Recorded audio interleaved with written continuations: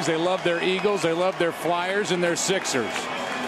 Take a look at the lineup for the New York Yankees. They lead it off with Derek Jeter. Johnny Damon bats second. He's in left. Mark Teixeira hits third. A-Rod cleans up hitless in this World Series. Jorge Posada is batting fifth. Robinson Cano, Nick Swisher in right field, not Matsui. Melky Cabrera is hitting eighth, and Andy Pettitte pitches and bats ninth. And here is a left-hander, Cole Hamels, who was under 500 during the regular season. So far this postseason, an ERA of 6.75, a 1-1 record, and quite a turnaround from last October. And here's his scouting report. He really relies on that changeup. The long ball could be a problem against the Los Angeles Dodgers. He allowed 5 home runs in 9 2/3 innings. The hitters will keep their eye on this tonight, and that is the changeup, his best pitch. So it's Halloween. And the last time a game started on Halloween night, it ended when the calendar turned to November and Derek Jeter hit a home run to win Game 4 of the 2001 World Series. And the banners came out, Mr. November.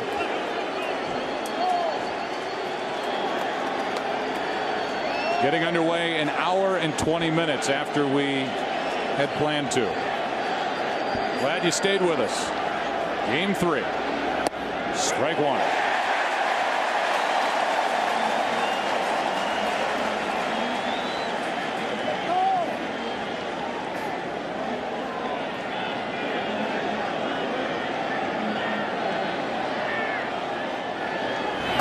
Strike 2. And Jeter hasn't liked either one of the 2 calls. He's in the hole, 0-2.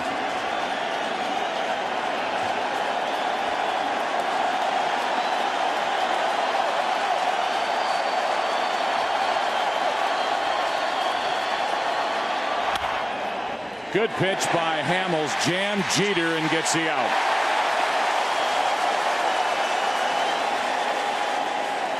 Home plate umpire is Brian Gorman tonight. Mike Everett is at first, Dana DeMuth at second, Joe West is over at third, Jerry Davis is in left, and Jeff Nelson is down the right field line.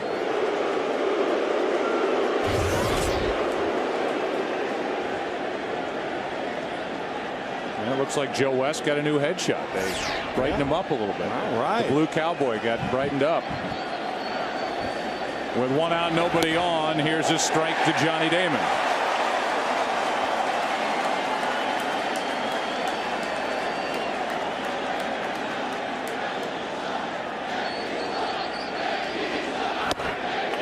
Too far inside, a ball and a strike. Cole Hamels is 6'3", 192 pounds, still just 25 years old.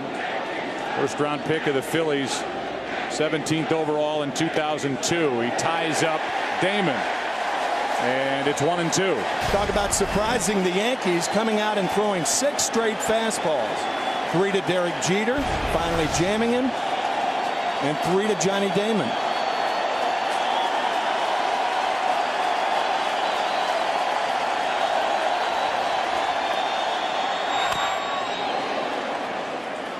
Still 1-2. Talked about the great postseason last year for Cole Hamels. 4-0 in the MVP in the last 2 rounds of the postseason. All told, he threw 262 1/3 innings last year. And they've taken its toll leading into 2009. He's thrown about 32 fewer innings this regular season. And the first changeup of the night from Cole Hamels, and Johnny Damon got a piece. I think that distinguishes Cole Hamels from most left-handed pitchers. Hamels will throw the changeup. A lot of times, historically, left-handed pitchers didn't want to throw the changeup because of that down and in area to left-handed batters. Not Hamels. That's up the middle. That's Rollins to his left. 2 out.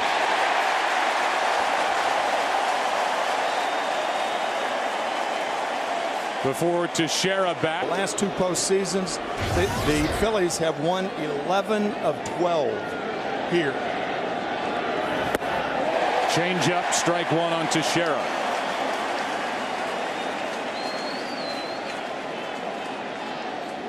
After splitting the first 2 games of last year's World Series, the Phillies came home, won all 3 at home, and won their second championship. Good rip on a 91-mile-an-hour fastball, but now it's 0-2, and Hamels can make a statement here in the first.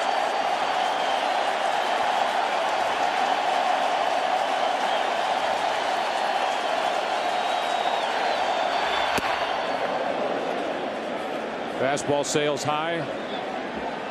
1 ball, 2 strikes.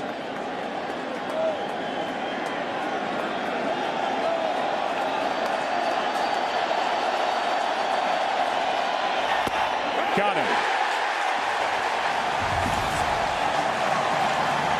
A lot of fastballs in the first inning from Cole Hamels. Happy Halloween from all of us at Fox. No score after a half inning in game 3, and now the Phillies line up. Jimmy Rollins leads off. Shane Victorino, Chase Utley, the second baseman. That's the top 3. The middle 3, Ryan Howard, Jason Worth, and Raul Ibanez. Pedro Feliz is at third. Carlos Ruiz and Cole Hamels pitches and bats ninth. See the numbers. Game 1 compared to game 2 with runners in scoring position. This, Tim, so far, as you look at the regular season numbers for Andy Pettitte, 14-8. We give you the scouting report. This has been really a postseason, but in particular a World Series. It's been dominated by pitching. That's true, and keep an eye on that first point. Left-handed bats have given Andy Pettitte problems this year. Left-handed hitters are hitting 40 points higher than right-handers, and the Phillies with 3 left-handers in the lineup. Rollins goes to left. Past Alex Rodriguez, and just like that, Philadelphia puts their leadoff man on.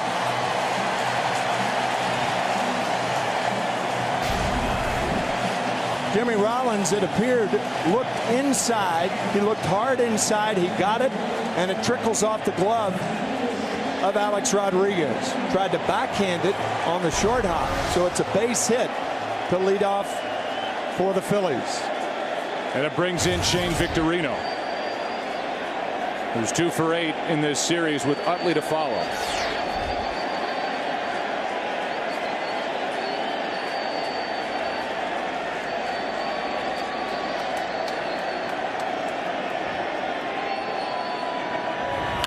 That is foul outside third.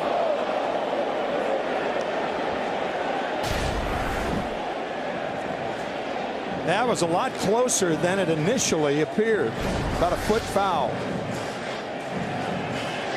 Andy Pettitte, the left-hander, is the best in the big leagues. It's slowing down the opposition's running game, and that's such a big part of what the Phillies do. Number 2 in the National League in stolen bases during the regular season. There's a strike, and it's 0-2.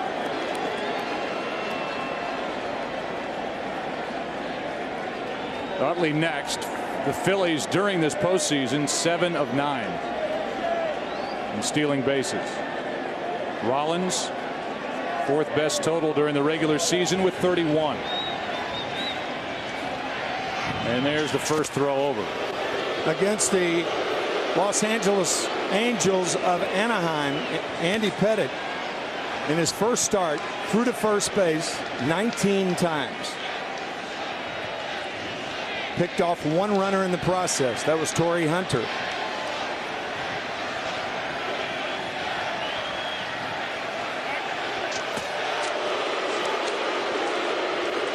Interesting conversation that we had with Davey Lopes, who is the first base coach for Philadelphia prior to tonight's game, about Andy Pettitte's pickoff move. Davey saying that umpires are very, very liberal.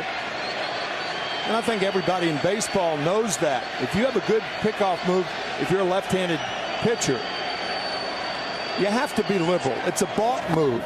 It's very, very close to being a balk. Almost every time he goes to first base. But he does it so consistently, and that was really Davey's point. He's so consistent with it that umpires have become used to it, and it's certainly understandable.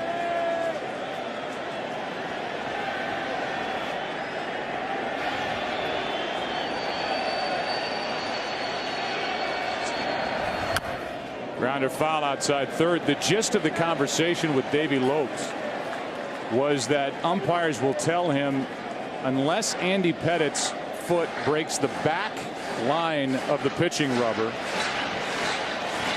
he can come to first. It has to go all the way across the back side of the pitching rubber for it to be a ball. And he hangs that right foot in the air and then either heads to the plate with a pitch or to first with a pickoff throw. Slide step, and Victorino pops it up.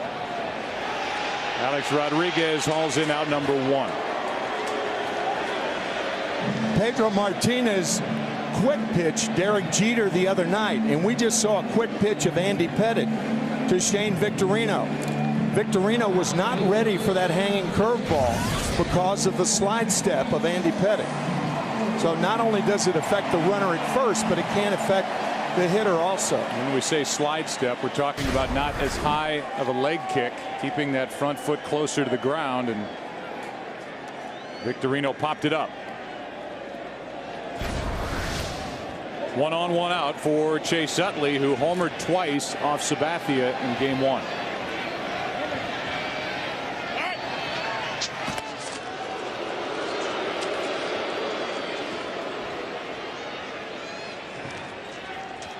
Jimmy Rollins to this point is at a very small lead over at first base. I asked Davey Lopes, I said, do you tell your runners to guess? He said, I don't like to guess. Then it's a 50-50 chance. No guessing.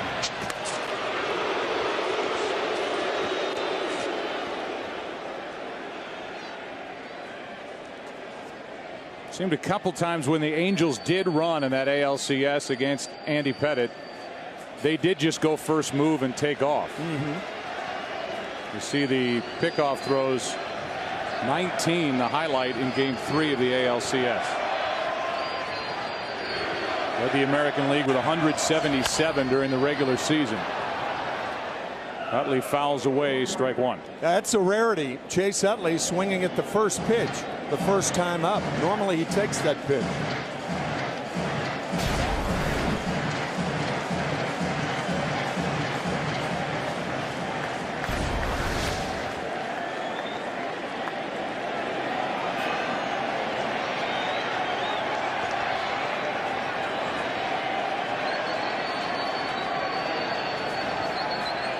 To the plate, higher leg kick, and the pitch is low. The ball and a strike. Jimmy Rollins has Davey Lopes to lean on over there. Davey, during his playing career, led the National League in stolen bases 2 times. 77 in 1975, and right now is 25th on baseball's all-time stolen base list. So he knows what he's looking at as he tries to help out, in this case, Jimmy Rollins.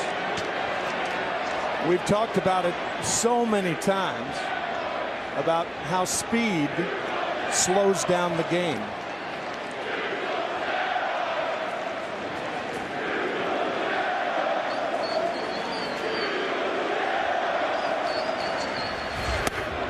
That pitch down and in, 2-1 on Utley. Chase Utley extended his streak to 27 straight postseason games reaching base by a hit, a walk, or by hit by pitch.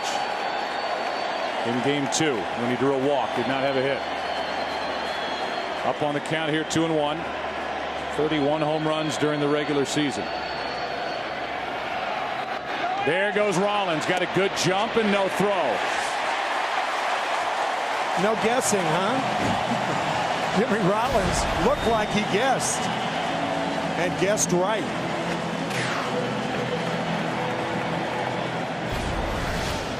For Jimmy, that's just his second stolen base of this postseason. Both have come in this series, and the count's 3-1 on Utley. Much easier to steal third from second than it is second from first against Pettitte. So he may not stop. How about that? Spins and throws to Jeter, who hadn't moved.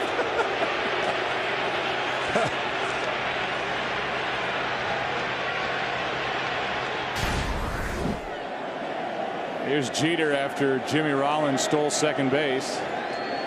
Teammates from the World Baseball Classic. And then Jeter just got a surprise from Andy Pettitte. 3-1. 3-2.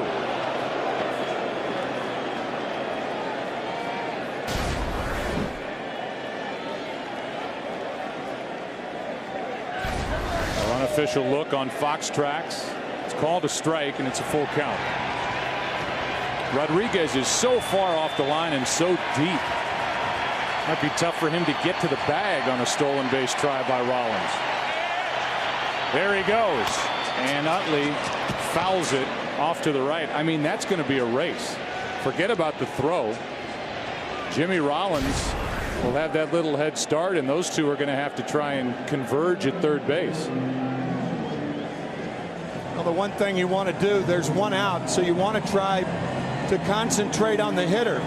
As we said, Jimmy Rollins with another good jump from second base. Yankees got a break with Chase Utley fouling that ball off. Jeter came in to talk to Andy Pettitte. Jorge Posada went out to talk. And now another 3-2 pitch coming to Chase Utley. Utley hitting 128 against left-handed pitching this postseason. But with 3 home runs. That's foul. Take a look at the defense for the Yankees. It's brought to you by Moto Blur. In the outfield, it's Damon in left, Cabrera in center, Nick Swisher is in right. Around the infield, A-Rod, Jeter, Cano, and Teixeira. Jorge Posada catching Andy Pettitte. 8th pitch of this at bat coming to Chase Utley.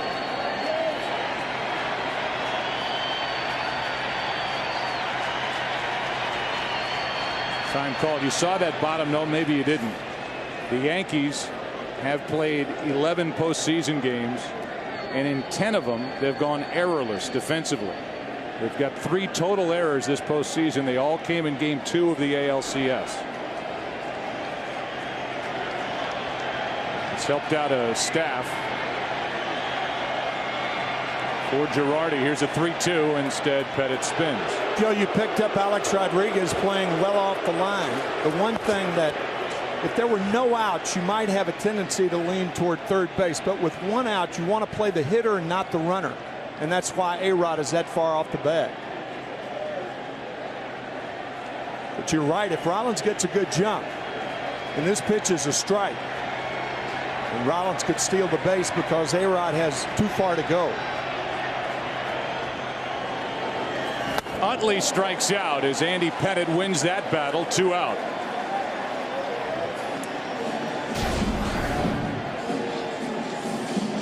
That's a slider that goes down. Well, that's a terrific pitch. You could see that corkscrew spin right there going down to Chase Utley. Out of the strike zone, but looked like a strike. So now Ryan Howard, who does have 2 hits in 9 at-bats in this World Series, but he has 6 strikeouts. We came on the air prior to game 1 talking about the hot corner infielders for each team, Alex Rodriguez and Ryan Howard, and they've cooled off since both pounding the ball in the LCS. Strike 1 from Pettitte.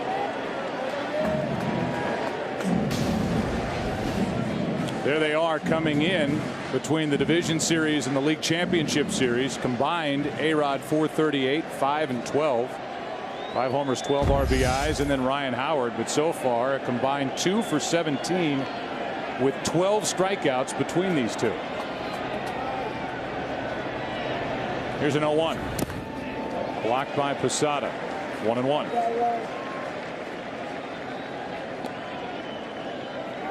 You may have noticed that everything Andy Pettitte has thrown left-handers thus far has gone away from them.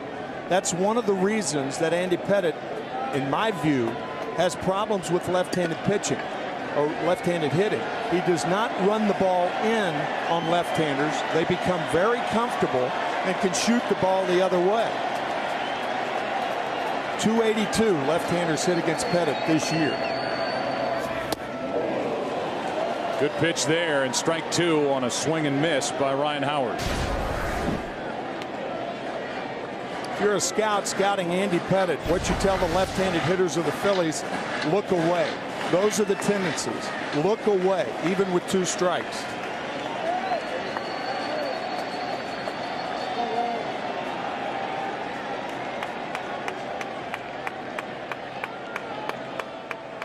And Andy Pettit just waiting. Finally, Ryan Howard goes out he calls timeout, and Jorge Posada goes out to talk, and we look at the grips for Andy Pettit. Well, we talked about Cole Hamels, the changeup being his best pitch. Well, the cutter from Andy Pettit is his best pitch. Interesting, the different changeups and the different grip changes of Andy Pettit and Cole Hamels.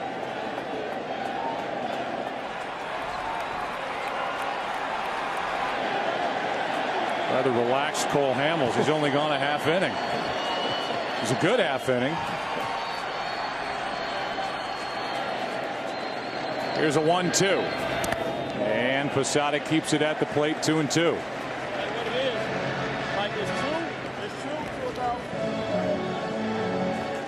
Tough right-handed batter on deck in Jason Worth.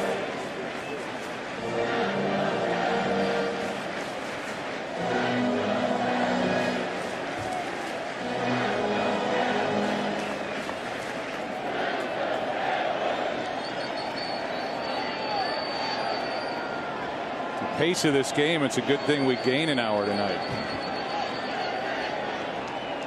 It's been a long bottom of the first as Howard stays alive.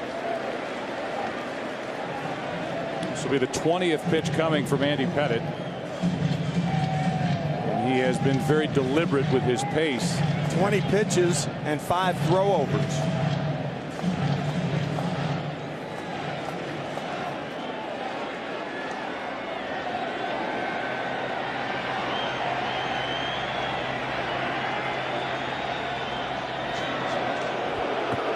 No need to worry about Rollins in this situation. You have a power hitter up with 45 home runs on the year, 2 in the postseason, 141 ribbies. No need to pay attention to the guy at second, not with 2 outs.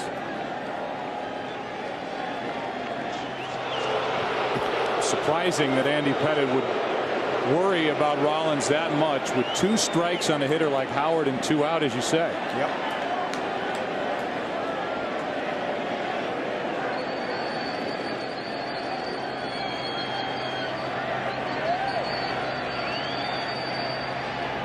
The 2-2 and a strikeout of Ryan Howard. Back-to-back strikeouts of Utley and Howard. A leadoff hit by Rollins. Stole a base, was left on. After 1 in game 3, no score. May the best team win.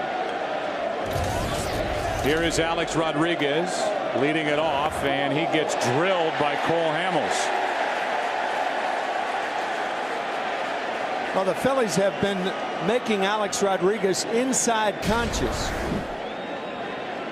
Trying to come inside with a fastball. And this is the first time that Alex Rodriguez has been on base in the 3 games. Striking out 6 times, as we said earlier. So the leadoff man is on. And Jorge Posada is going to have to get rid of the weight part on his bat if he's going to hit. It's a little tough to hit with that on there. Does not look like Jorge can get it off, however. He might need help. Either that or find a new bat. There we go. Harder surface. You know who invented that, by the way, that weight they slip on the end of the bat? Elston Howard, the great Yankee great.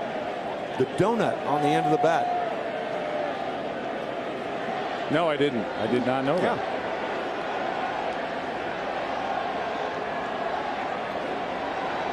Jorge Posada. Oh, that's a balk. Well, Cole Hamels got away with one there. In fact, Davey Lopes was talking, watch the move toward home. Can't deceive the runner. In fact, Davey Lopes was talking about the line that they drew Here's a chop left side. Phillies juggles it, gets the lead runner, and that's it. A force out with Phillies throwing to Utley, 1-on-1 out. In spring training, they used to have a line that was about halfway between first base and home, and they did it for the umpires to get used to pitchers that had to step to first base. When you're throwing over there, you have to make the move toward first. And of course, Andy Pettit, we've seen, is so deceptive, but you can't do half and half, and that's why Cole Hamels got away with that first move to first base. Here's Robinson Cano. During the regular season, hit .320, 6th best average in the American League. He's hitting only .214 during the postseason, 1 for 7 in this World Series.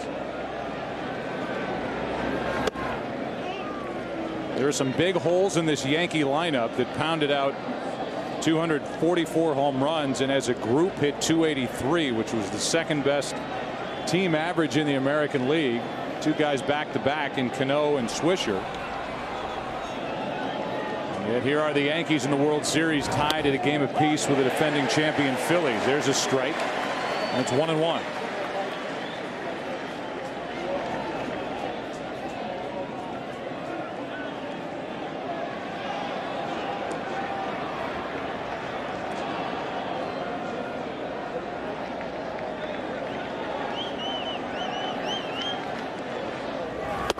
There's another strike, 1-2.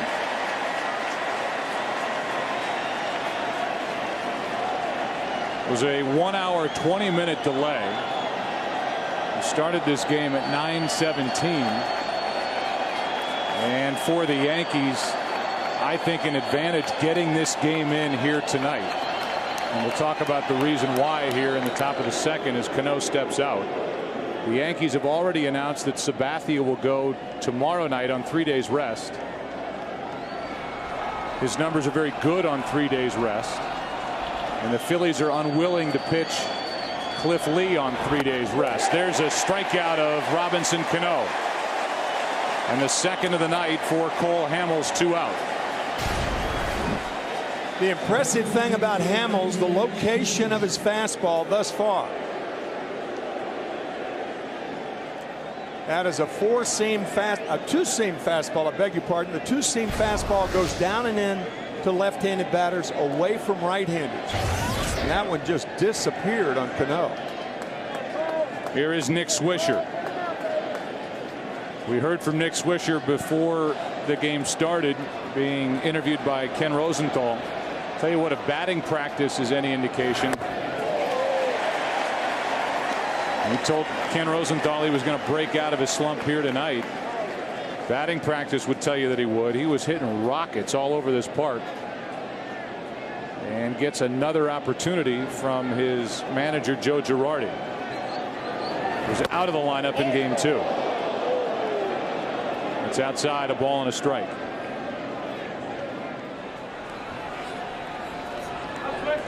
Just 4 out of 35 this postseason is Nick Swisher.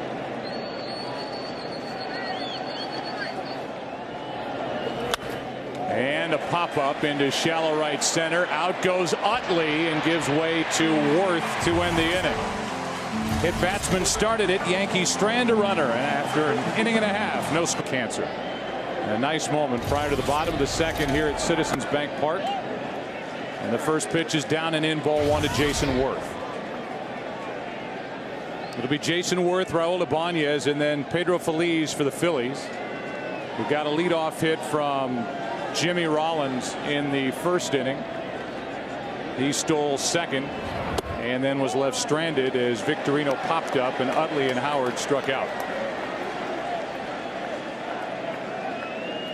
2-0 from Andy Pettit.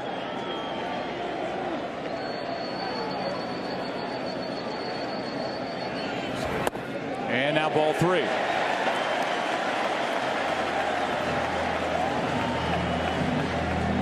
Worth with 14 home runs against left-handed pitchers this year.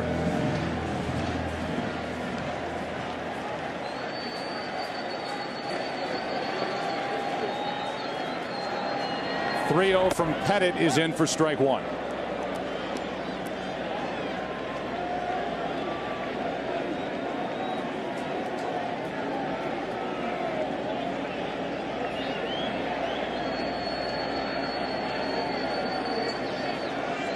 And now the next from the Yankee left-hander is swung on and fouled out of play right side. Talk about all the home runs hit at the new Yankee Stadium, 237. This ballpark was number 3 across baseball as far as home runs hit here with 207. Rangers ballpark number 2 in between Philly and New York. 3-2 pitch, and there's a shot, and there's another homer here at Citizens Bank. 1-0 Philadelphia.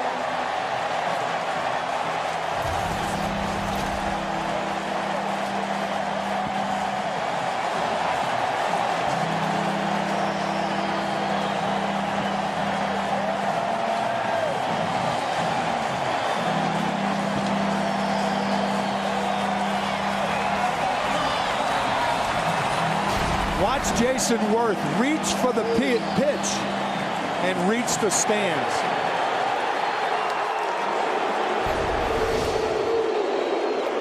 Now Raul Ibanez takes a ball down and away.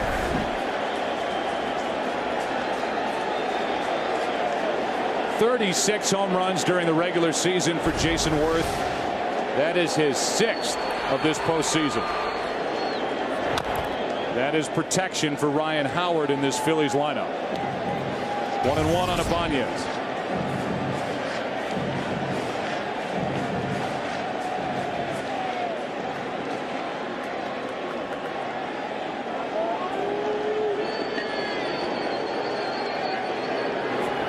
There's a strike from Pettit, strike 2. Jason Worth was originally drafted by the Orioles organization. Just hit a 394-foot home run to put Philadelphia on top here in Game 3. And Ibanez strikes out, 1 away. All 3 left-handed Phillies hitters, Utley, Howard, Ibanez, have struck out on breaking balls away. Again, Andy Pettit has not come inside on one left-handed hitter so far in this ball game. Here's Pedro Feliz.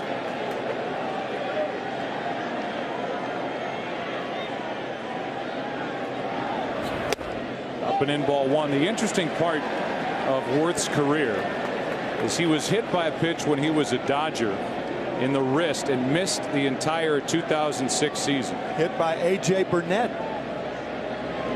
Here's a 1-0, and Feliz hits one to right. Back is Swisher at the wall. It's off the wall. And Feliz has a 1-out double.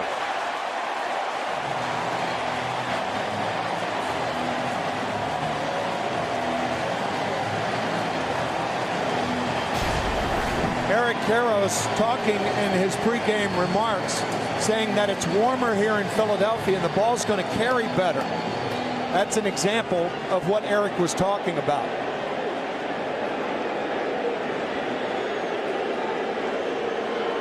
Hit over halfway up the wall and right. And the batter will be Ruiz. And just to finish on Jason Worth, when he was cut loose by the Dodgers after Worth missed all of 2006, Pat Gillick, who had been the general manager with the Orioles when Worth was drafted in 1997, was here in Philadelphia, and he immediately scooped him up. And all Jason Worth has done is get better and better and better. And the Phillies have a star in their right fielder, whose total of 36 home runs was good for 7th best in the National League this year. Gone from a guy who couldn't play every day for Charlie Manuel to a superstar. Ball 1 to Ruiz.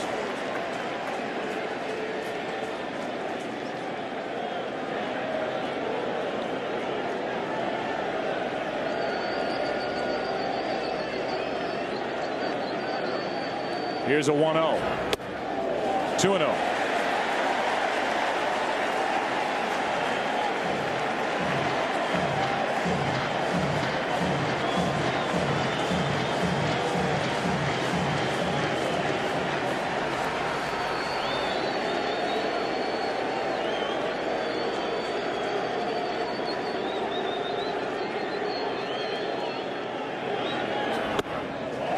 That's ball 3.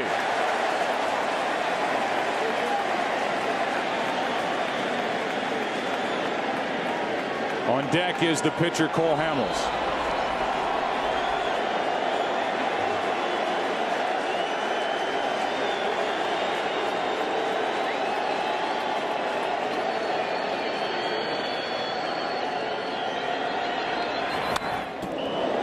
Came in on 3-0. Looked for a moment like Pettit was pitching around Ruiz, and he found the strike zone, and Carlos Ruiz fouled it straight back. I think that surprised the Yankees, and I think it's a good move by Charlie Manuel, allowing Ruiz to hit 3-0 with the pitcher on deck.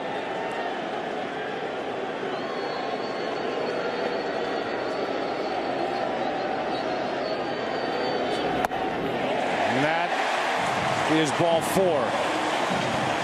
Hamels is coming up. Jason Worth has given the Phillies the lead, and here are Cole's thoughts on the type athlete Jason Worth is.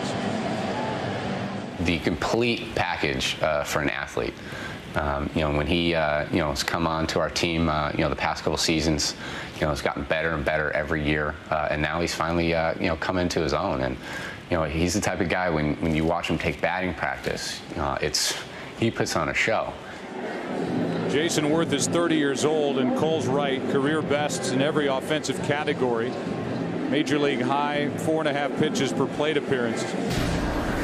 Here's his home run, and one of only 2 players to have 35 or more home runs, 95 RBIs, 95 or more runs, and 20 stolen bases.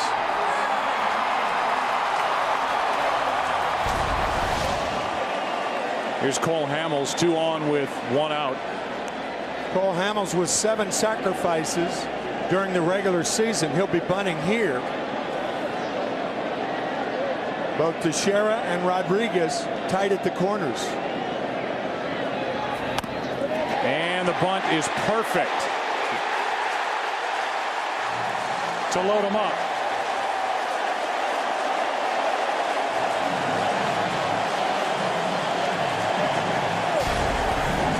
Perfect is right.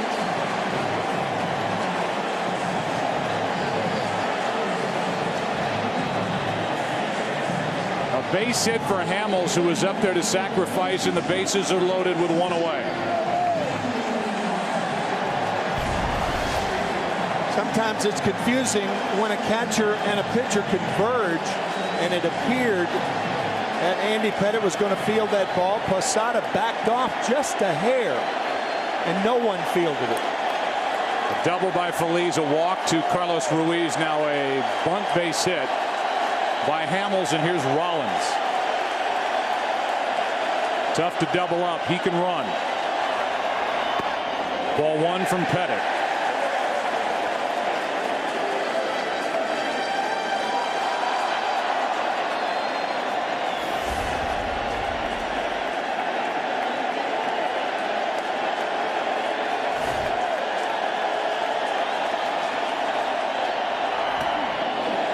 Ball 2.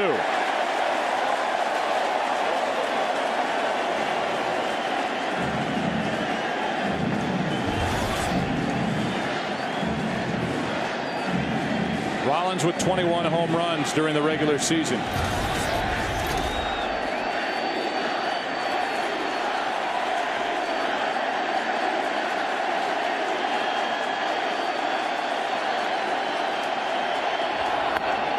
Ball 3.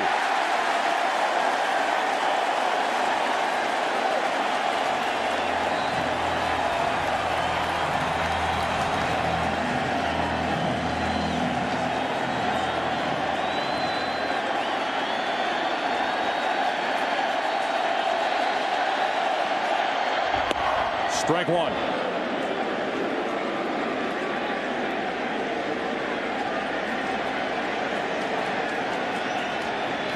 Bases loaded. Rollins is going to get a fastball to hit. Ideal hitting situation for the Phillies shortstop.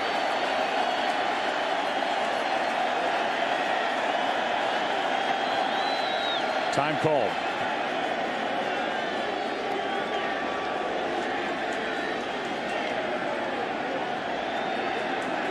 Rollins looking for his first RBI of this World Series. And he found it on a bases loaded walk. It's 2-0.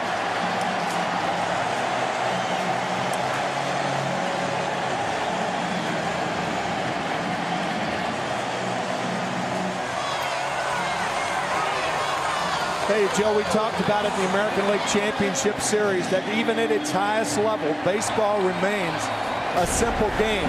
And the inability to field a simple bunt set up at least one run for the Phillies.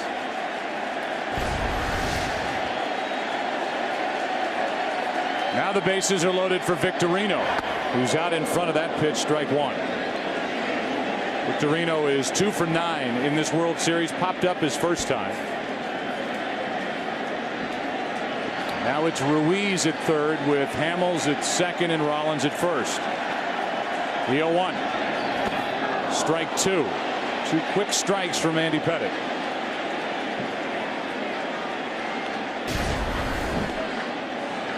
Good changeup from Pettitte.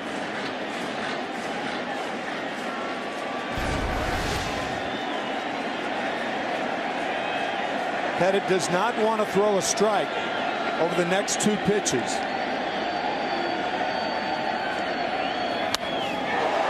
That's in the air to left. Ruiz will tag and run on Johnny Damon. Make it without a play. It's 3-0.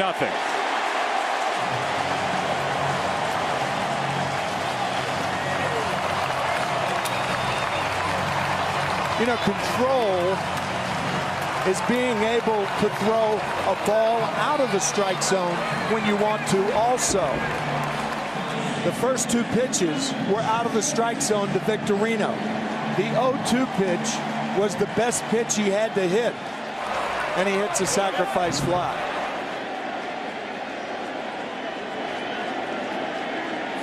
So it's 3-0 Philadelphia here in the second, and the 8th man to bat in the inning is Chase Utley.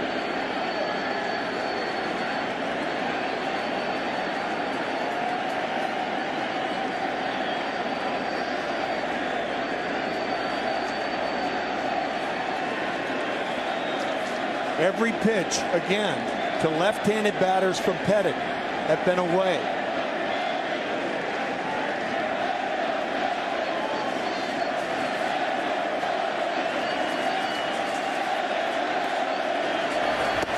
There's one inside, ball 1. But intended to be away.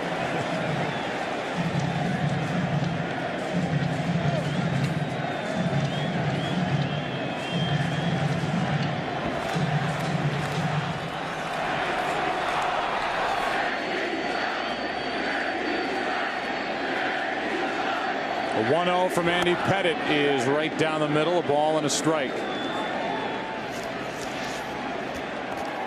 The Phillies, who on their home white uniforms wear the initials of late broadcaster Harry Callis, the HK, left side of their chest.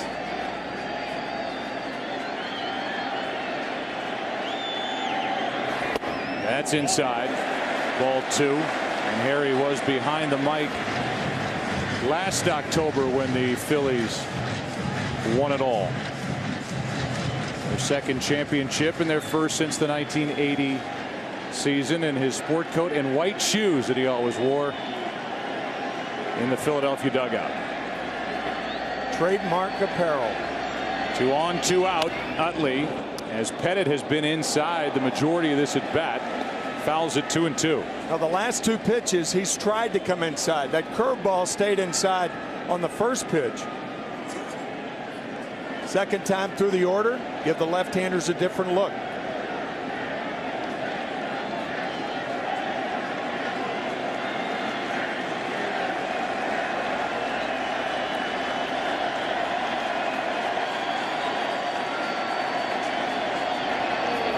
That's strike 3 to end the inning. But a big inning for the Philadelphia Phillies, and it started with Jason Worth. A home run made it 1-0. After 2, it's 3-0 in game 3. Melky Cabrera first up for the Yankees, down by 3. Andy Pettitte will follow, then Derek Jeter, and there's ball 1 up and away from Cole Hamels. Only blemish on the record of Cole Hamels was hitting Rodriguez with his first pitch of the second. Otherwise, 2 strikeouts, no walks, 2-0.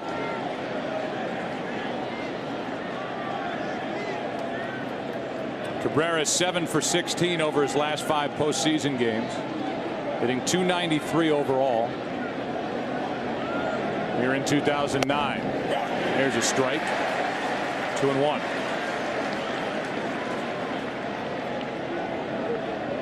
Cabrera has been one of the more consistent hitters in this Yankee lineup this postseason. Waits for a 2-1 and hits it hard to third, but right at Pedro Feliz. 1 out.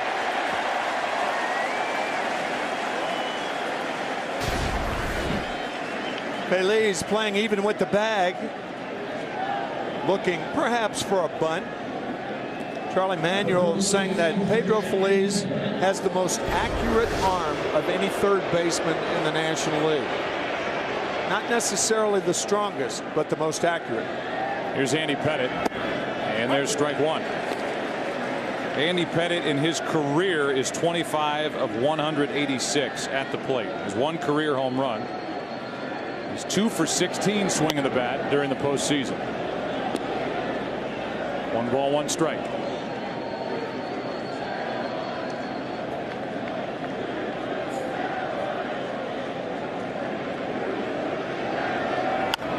Reaching for it, checks on Utley, who makes the play. 2 out. At the risk of oversimplification, when we talk about a 4-seam fastball from a pitcher, it's good to be reminded that every position player tries to throw a 4-seam fastball. Whether you're an outfielder or an infielder or a catcher, they always practice throwing a 4-seam fastball, as Feliz did on that simple out at first base. The 2 out, nobody on, and Derek Jeter will be the hitter. Jeter hit a weak comebacker to Cole Hamels his first time. Now 4 for 9 in this World Series. And strike 1.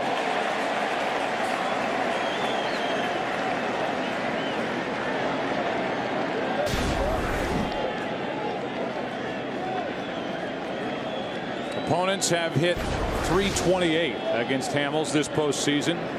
Coming into this start, he looks like he's got better stuff than that here tonight. As he misses low, it's a ball and a strike.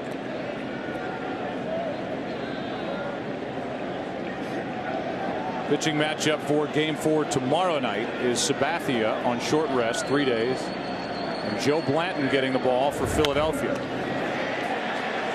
That's fouled by Jeter, and that's strike 2.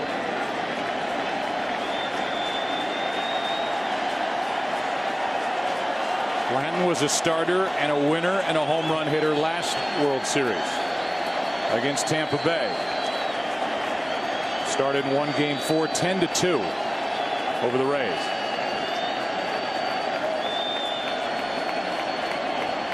Ruiz sets up inside, and the pitch misses high. 2-2.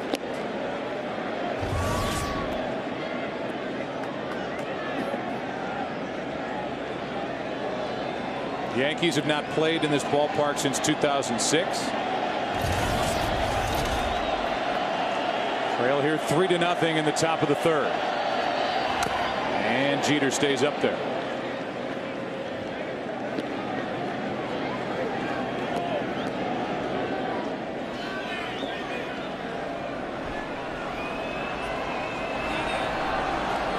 Andy Pettitte faced 8 batters in the second and allowed 3 runs on 3 hits. The 2-2 from Hamels. Jeter sticks the bat out, pokes it into right, and there's Jason Worth. Got a good jump. Good stuff for Cole Hamels. Bottom of the 3rd inning, Game 3. 3-0 Philadelphia. Up above, dealing with the wind and the rain. Aerial coverage brought to you by DirecTV. For the most sports in HD, call 1-800-DirecTV. Glad you're with us on Fox as we go to the bottom of the third inning. Game 3, 3-0 Philadelphia. Ryan Howard first up, struck out his first time. Andy Pettitte has taken care of Utley twice on strikeouts. Ryan Howard has started with a strike.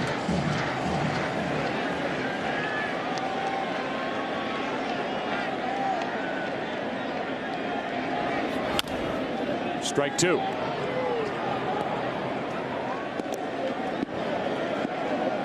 Best Halloween costume, Batman or a pirate? He couldn't decide.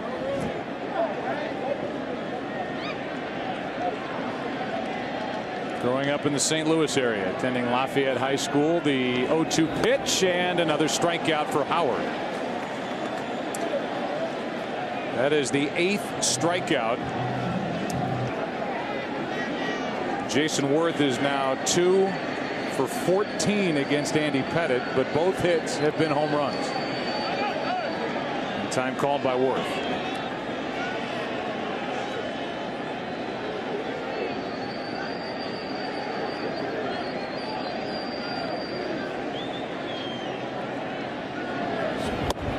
Strike 1 from Pettitte.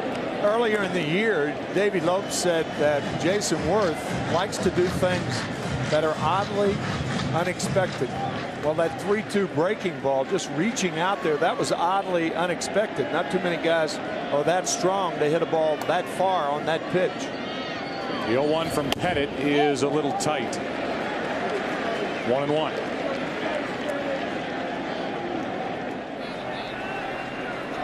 On deck, Ibanez. The Yankees in their half of the fourth inning will have the 2, 3, and 4 hitters. Johnny Damon, Mark Teixeira, Alex Rodriguez.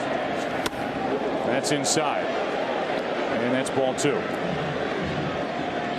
Talk about how good of an athlete Jason Worth is. He didn't have much of a choice. His mom Kim was a track star at the University of Florida. His uncle's Dick Schofield, 14 years in the big leagues, won the World Series with Toronto in '93. And his grandfather Ducky Schofield was a shortstop. 1960 champion Pirates.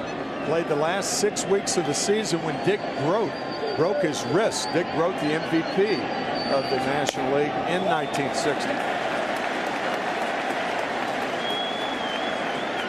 There's ball 3 to Worth, trying to get on for the second time.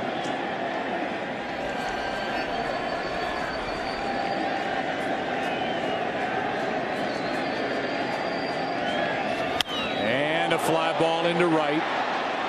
Swisher in front of the track. 2 out. Base is empty. Ibanez will be the hitter. Following.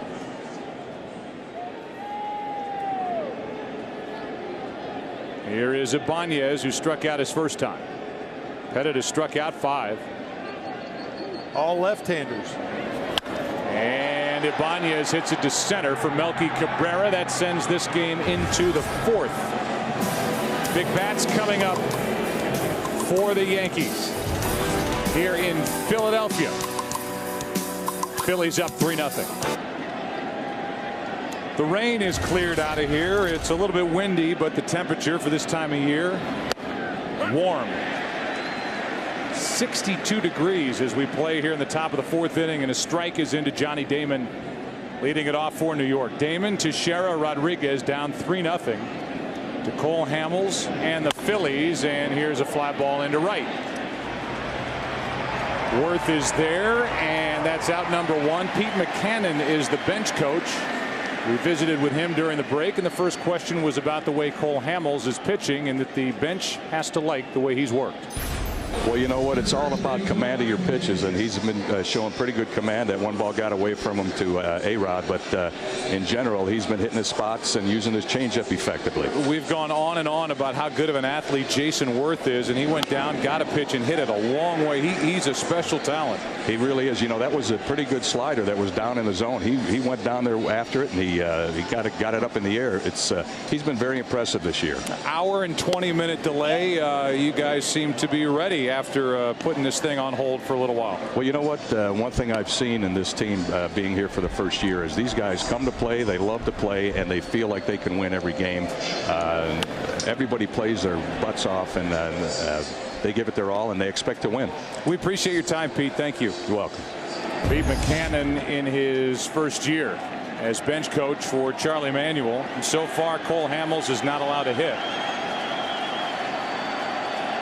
3 straight fastballs to Teixeira, who struck out his first time, and now Hamels steps off.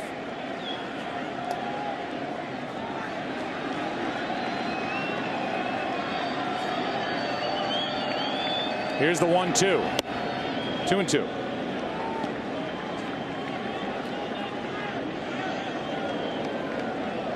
Teixeira came in having played 14 games in this park, 6 home runs, 17 RBIs. Former Atlanta Brave takes high, and it's a full count.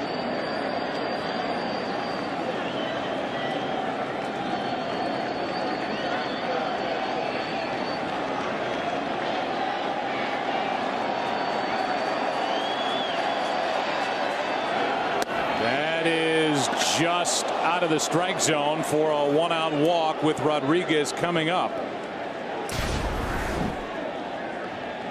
Phillies wanted this pitch, but it appeared to be a little low. Close. 6 straight fastballs to Teixeira, and the 6th one is called low by home plate umpire Brian Gorman. Close. And so a walk in front of the hitless Alex Rodriguez, hit by a pitch his first time. He's 0 for 8 with 6 strikeouts.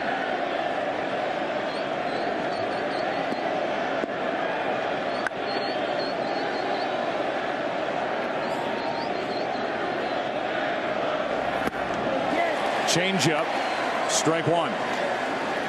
Ken Rosenthal is with us. Kenny, you talked to Alex Rodriguez. What did he tell you about his approach here tonight? Well, Joe, in speaking to reporters yesterday, A-Rod stayed on point like a politician, saying that he repeatedly needed to swing at strikes. Now, he did that remarkably well in the first 2 rounds, not as well in the first 2 games of this series. He said, hey, if I need to, I will pass the baton to the other hitters in the Yankees lineup. He even said that going 0 for 0 with 4 walks would be a perfect game. Here's one down the right field line, and it's high off the wall, a fair ball. Teixeira is at third and held there as Worth gets it back in on a double off the wall to right, and the first World Series hit for Alex Rodriguez. And now Joe Girardi is going to go out and talk to the right field umpires. We take another look. Looked like it was right off the top of the railing. It looked like it hit the camera. I think it hit the camera. It sure did. That's a home run. That's exactly right. Good eyes, partner. Well, this is a situation where you can have replay. Yeah, absolutely. It's a boundary call. I think that's what Joe Girardi is doing. That ball, if the camera weren't there, appeared to be a ball that would have gone out of the ballpark. I agree with you. The camera's pointing out and is sticking out a little bit over the wall. That ball literally hit into the lens of the camera, and this is something that could be reviewed.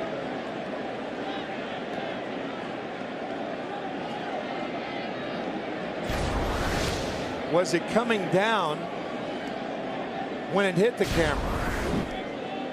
You know, the question is, will there be conclusive evidence to say if that ball doesn't hit inside that camera, it leaves the park? And since that camera's sticking over the wall, I think you can debate it.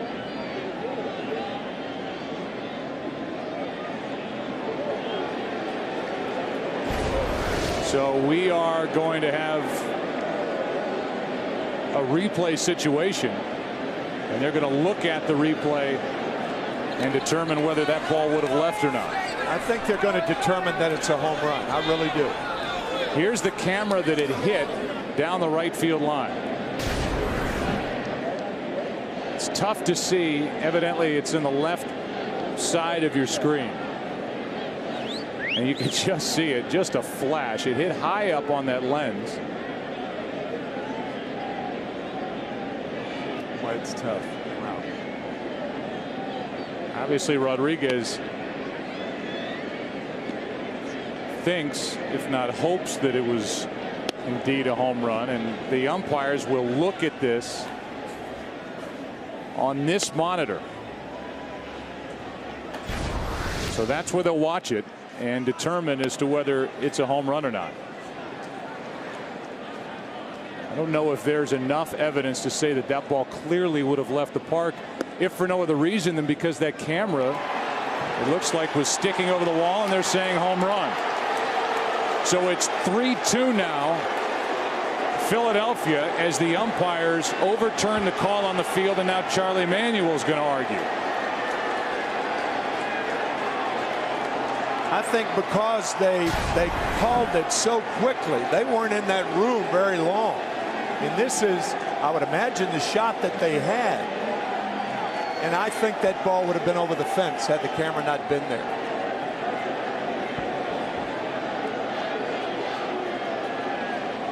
So with that look at the home run that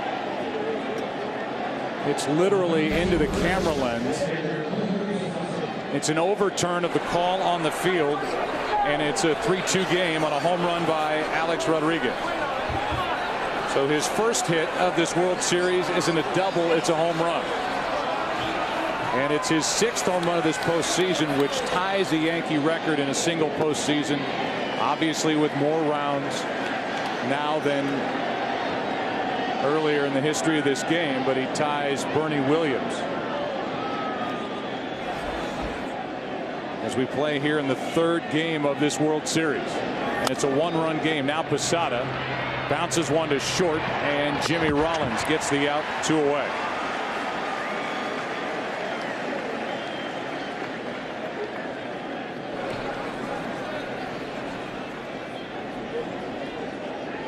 With the bases empty, the batter will be Robinson Cano.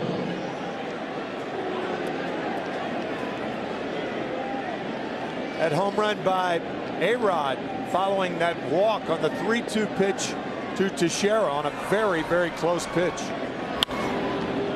Here is a foul out of play off to the left. Strike 1 on Cano. And here is the ball forward to Teixeira. And according to our box tracks, it caught the corner and was high enough, but a very close pitch. Here's a pop-up behind the plate, caught by Ruiz to end the inning. But in the inning, a walk, a home run. Replay in the 4th inning of Game 3. 3-2. Andy Pettitte is ready for the bottom of the 4th inning in what is now a 1-run game. And a strike is into Pedro Feliz. It'll be Feliz, then Ruiz and Hamels, the bottom 3 in the lineup for the Phillies.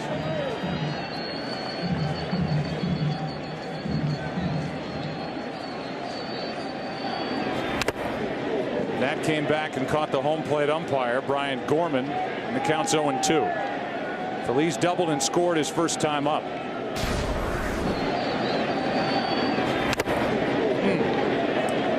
Twister on the mask. A lot of people think those don't hurt. They do.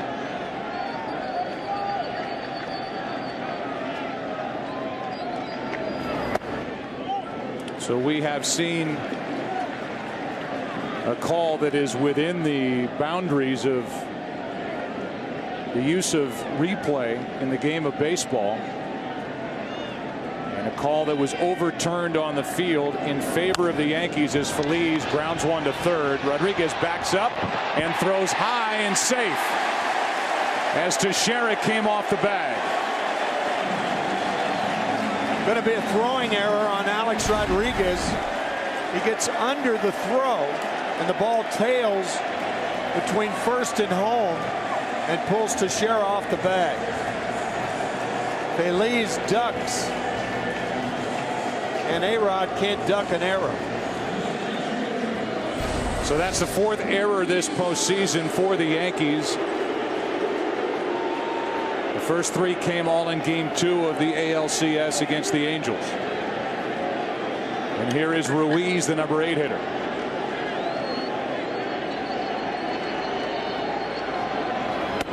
And ball one up and in. Ruiz walked his first time to load the bases. Actually to put 2 on. Then the bunt by Hamels was supposed to be for a sacrifice, went for a base hit, then a bases loaded walk to Jimmy Rollins. Made it 2-0, and a sac fly by Shane Victorino made it 3-0. Now it's 3-2 after the overturn and the home run by Rodriguez down the right field line in the top of this inning.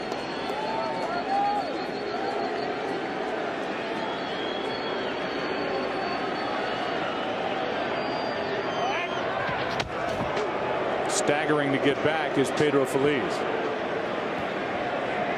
A smile on his face. He almost fell over. Pedro is not that far off. It's almost like one long stride and he's in foul territory.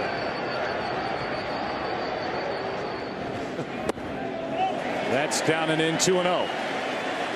So with so much talk, just to be clear and maybe eliminate some of the confusion, there is that limited use of replay in baseball on boundary calls, home runs. Did it get over the wall? In this case, that was the issue on the ball hit by Rodriguez. Fair or foul, and that's it. Here's a ground ball left side.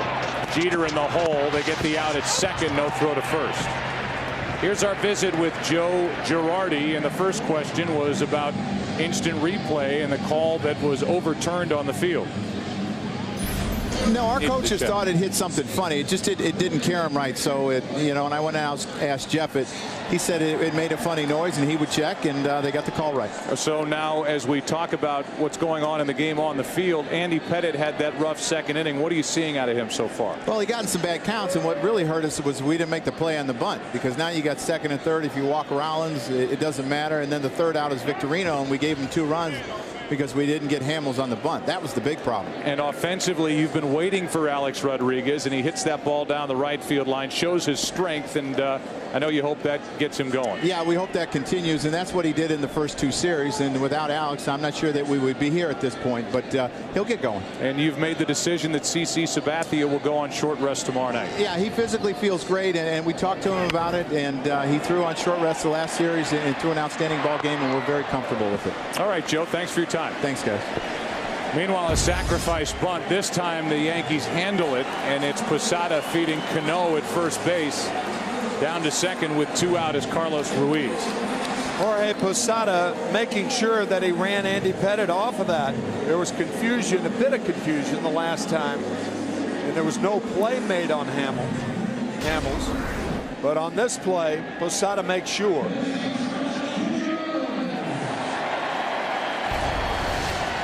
So now a runner at second, 2 out for Jimmy Rollins.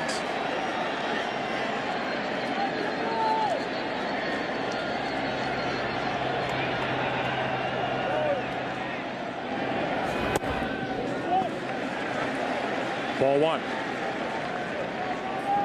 That limited use of replay has been in Major League Baseball since August 28th of 2008. And it is used here in the World Series to overturn a call on the field for the first time.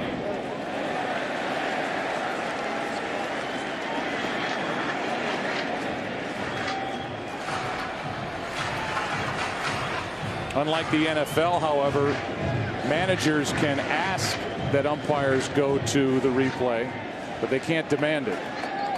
In this case, the umpires went and looked at it and determined that that ball would have left the park had it not hit that camera down the right field line.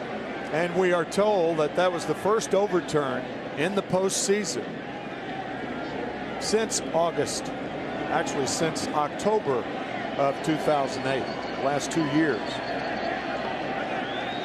Time called at the plate. A lot of times you'll see a ball leave. It's a little more clear than that. All this replay did was give the umpires a chance to make a judgment call, and in their judgment, without that camera, that ball gets over the wall down the right field line. And they made it very quickly. Runner at second, 2 out, and Rollins pops it into right. Long run for Nick Swisher, who's there, and the inning is over. We go into the 5th here in Game 3. The World Series 3-2 Phillies. Back after this from your local Fox station.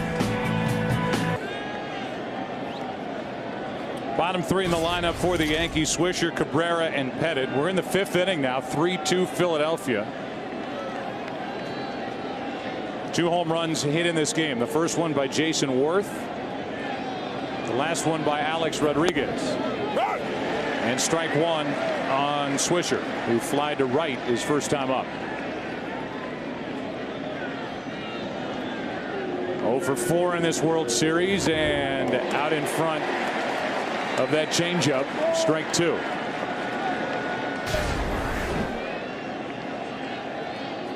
Changeup that looks like a curveball. I think that's the first curveball he's thrown tonight. Surprised me too, Joe. So way out in front of it was Swisher, and it wasn't a changeup, a curveball, and Swisher trying to get on to start the 5th. Takes high.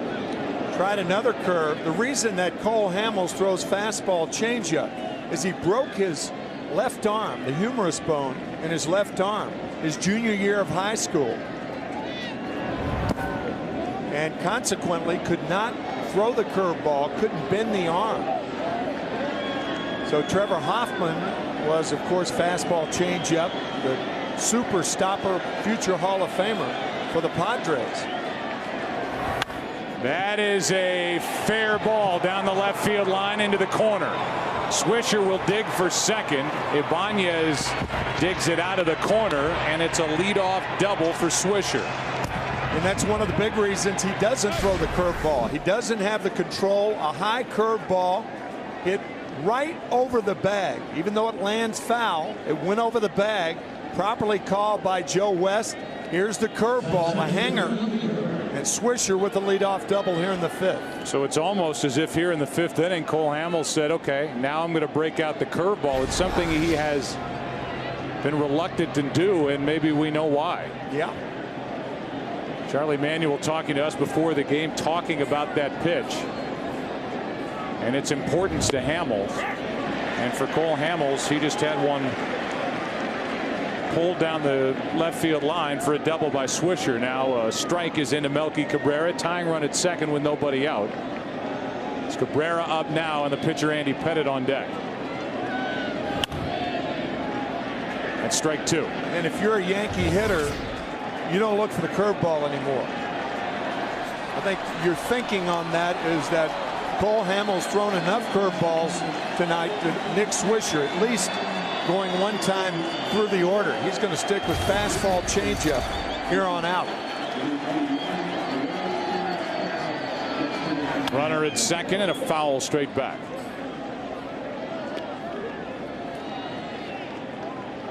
Cabrera with 4 RBIs this postseason. Now 1 for 7 in this World Series after grounding out to start the 3rd.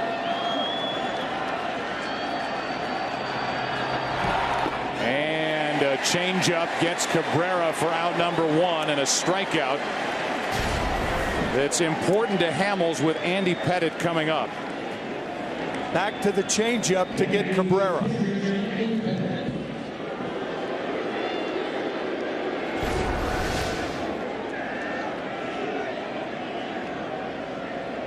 So Andy Pettit,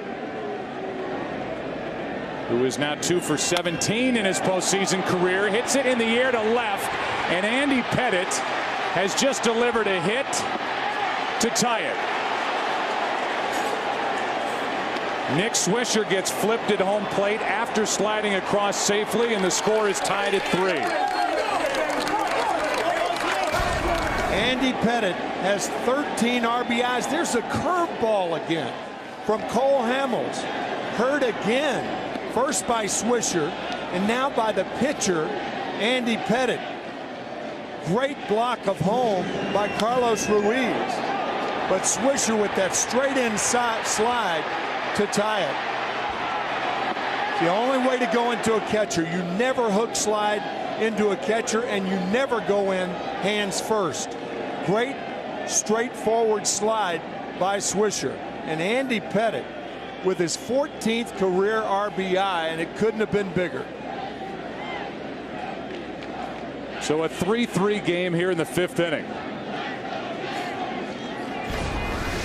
And out to talk to Cole Hamels is Rich Doobie, the pitching coach. We look ahead to tomorrow here. Pregame show that's in high definition. Big day only on Fox. And here is Jeter. And there's a little flare into center field. Victorino can't get to it. Andy Pettitte will go to second, and it's first and second with one out.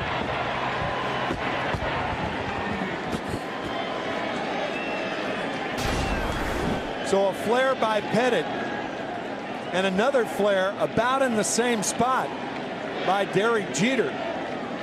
Victorino diving for the ball, trying to keep it in front of him, and he does hold Andy Pettitte to second base, but those balls hit in about the same spot. And here's Johnny Damon, who's 0 for 2 with a ground out and a fly out to right.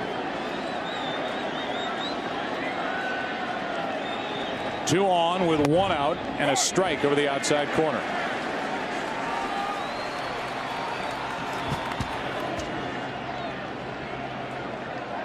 Pettitte is the lead runner. Derek Jeter the trail runner. Damon 1 for 10 in this series, and that ball is driven into right center field. It'll get down, go to the wall. Andy Pettitte will score. Derek Jeter is right behind him. It's a 2-run double for Damon. And it's 5-3 New York in the 5th.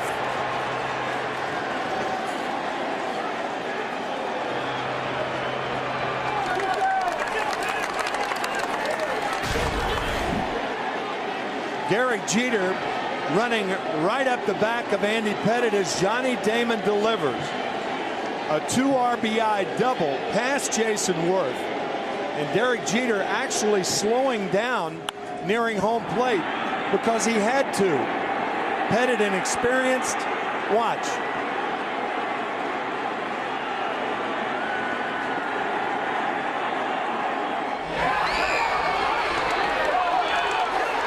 So 2 runs in the 4th inning for the Yankees, and now 3 runs in the 5th, and a 2-run lead for Andy Pettitte, who was right in the middle of this inning. With an RBI single, now a run scored. First postseason RBI for Andy Pettitte. And he comes around to score on the 2-run double by Johnny Damon. Now the batter is Teixeira, who drew that walk on a 3-2 pitch just before the home run by Alex Rodriguez.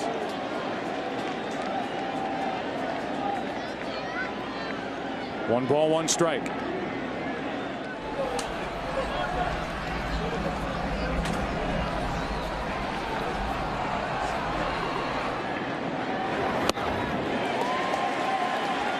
Teixeira comes up empty, strike 2. Jay Happ, the left-hander, gets loose.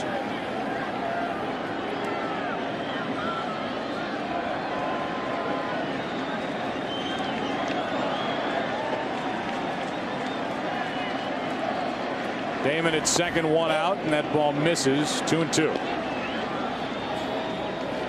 Prior to the walk to Teixeira in the 4th inning, Cole Hamels was rolling, had not allowed a hit, had just hit Rodriguez. That's it. 2 strikeouts.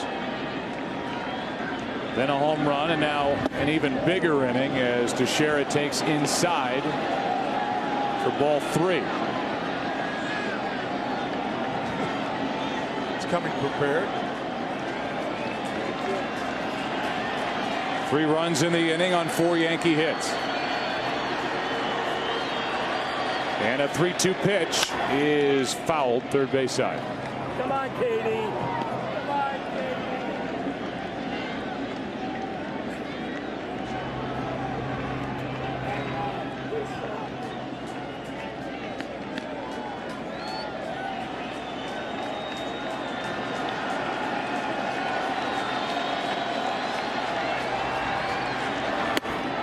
Up and away for a walk, and that's the 2nd straight walk to Teixeira. And here comes Rodriguez with 2 on, 1 out.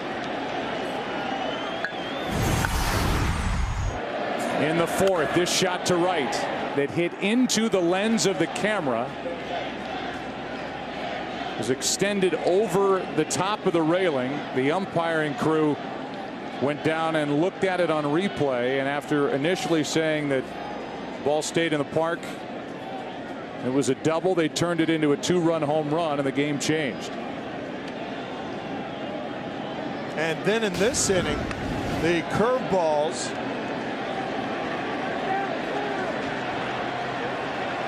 the difference in Cole Hamels earlier and Cole Hamels in this inning. The curveball to Nick Swisher, and then the curveball to Andy Pettitte, his undoing. And that's the end of the night for the lefty. Cole Hamels hands over the baseball. He is knocked out in the 5th. Jay Happ will take over. Rodriguez coming up. A 5-3 Yankee lead here in the 5th inning of Game 3. And Jay Happ takes over.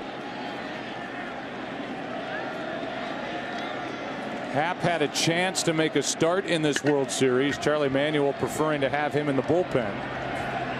He can give length, the starter during the season and reliever for Philadelphia. And he hits with strike 1 to Alex Rodriguez. So some of the weight off the shoulders of Rodriguez, who was hit by a pitch in the 2nd, and who came in 0 for 8 with 6 strikeouts. When he stepped in the 4th inning and hit that 2-run home run down the right field line.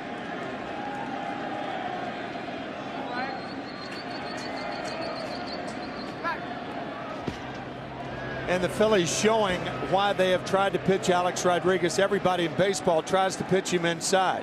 When you get that fastball out over the plate, he has such tremendous power the other way.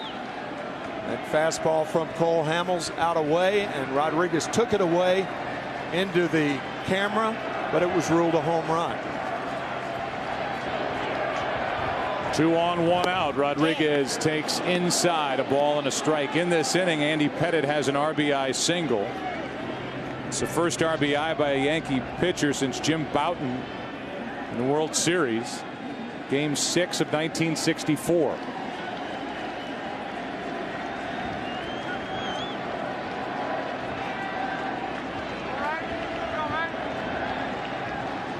Here's a 1-1. Rodriguez hits a line drive into center. Victorino is there. 2 out. 3 of the pitches to Nick Swisher were curveballs from Cole Hamels, and Swisher getting on this curveball. So with him on second base and 1 out, another curve to Andy Pettitte, and that's the pitch you really question. Why throw your 3rd best pitch to a pitcher?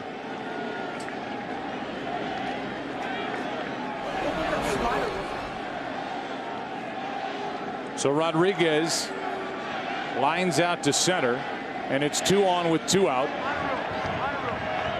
for Jorge Posada, facing Jay Happ, and that's outside. Posada's 0 for 2 tonight, 2 for 7 in this World Series. Did not make the start in Game 2 with A.J. Burnett on the mound. It did pinch hit and deliver an RBI single in the 7th. That misses. 2-0.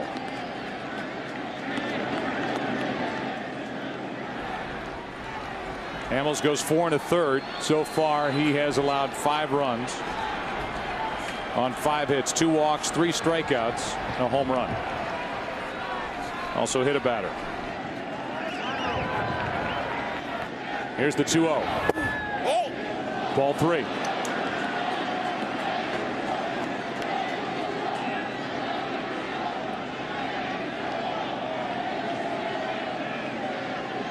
Cano is next.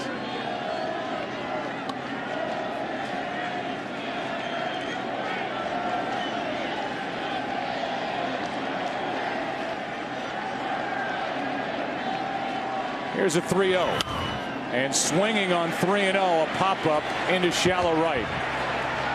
Utley is there, and the inning is over. Happ does a nice job as he takes care of Rodriguez and Posada. Yankees now lead for the first time tonight, 5-3 after 4.5. Bottom of the 5th inning now, and Shane Victorino 2, 3, and 4 hitters against Andy Pettitte. Strike one. Pettitte got Victorino on a pop-up in the first, and then Victorino got Pettitte on a sac fly to left his last time up. Victorino trying to get something started for the Phillies, and he fouls it. It's an 0-2 count. We welcome you inside our broadcast booth, and again, happy Halloween to everybody as you trick or treat or watch back at home. And this game really turned around in a blink, didn't it? It did. The 2-run home run by Alex Rodriguez, and then the 3 runs in the 5th. 5 unanswered runs by the Yankees. So now it's up to these Phillies bats to get back after Andy Pettitte. And that misses down and away for ball 1. Big inning for Philadelphia. 3-run, 3-hit second. And that's when Victorino had his sac fly. Worth had a home run, and Rollins had a bases loaded walk for an RBI. Utley will follow, and then Ryan Howard.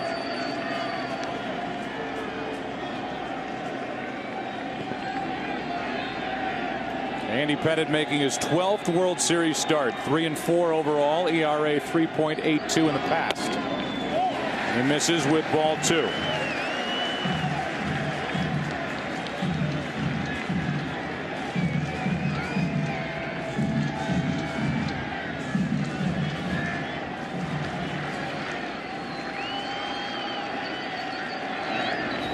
That's a line drive into center field, and Cabrera comes in to grab it. 1 out.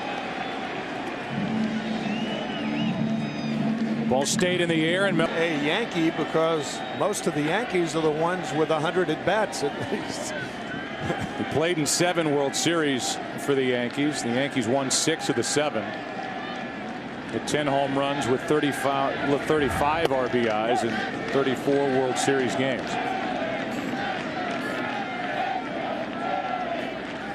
Utley has struck out twice, as has Ryan Howard.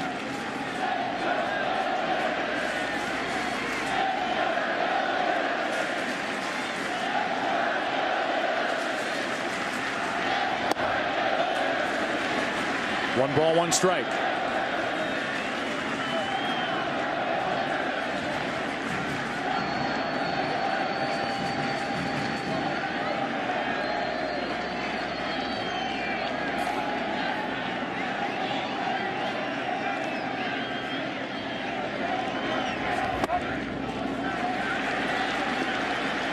Ball 2.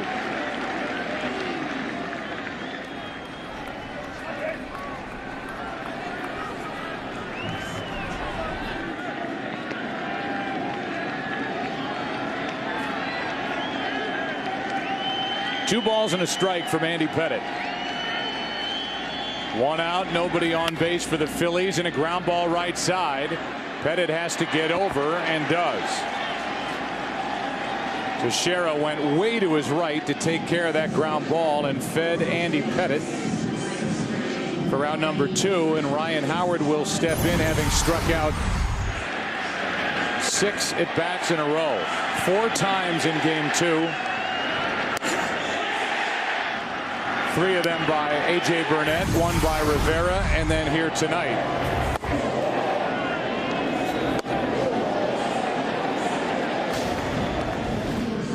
Eight strikeouts overall during this World Series, and he is 2 for 11.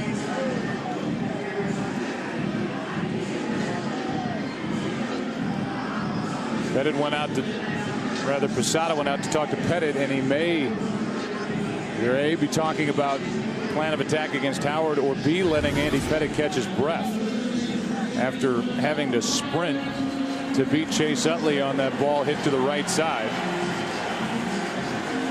Andy Pettitte is trying for a 1-2-3 inning against the 2, 3, and 4 hitters of the Phillies. Once again, everything has been away from Ryan Howard all night.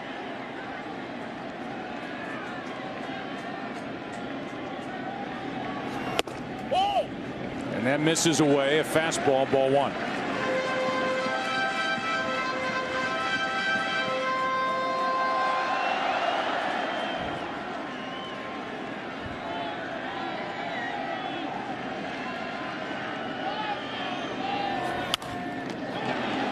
Puts it in play, but a pop-up on the infield left side for Jeter.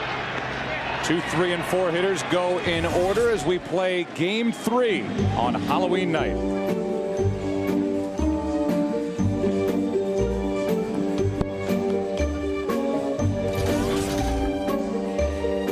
Goes into the 6th inning, and Jay Happ, who came on and did a nice job to end the top of the 5th by getting Rodriguez, and then Posada deals with Cano and throws one pitch.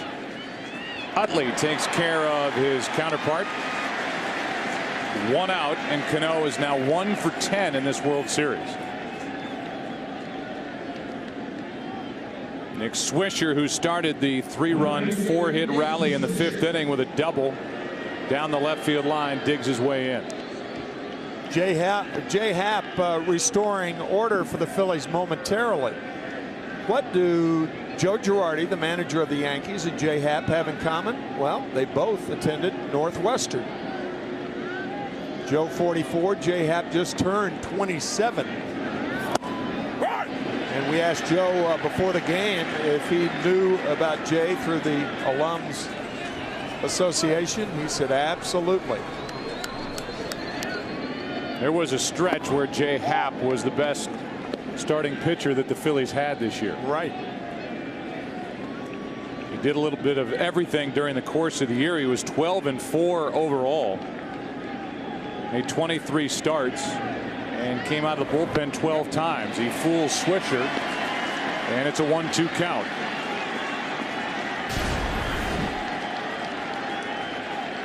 Got a cut fastball out of the strike zone.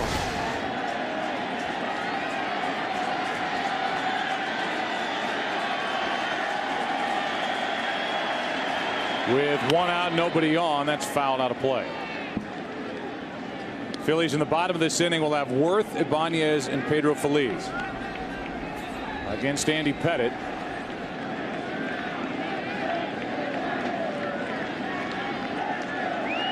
Who had a rough 2nd inning, otherwise all zeros on the board. Pettitte with 83 pitches to this point. That's ball 2.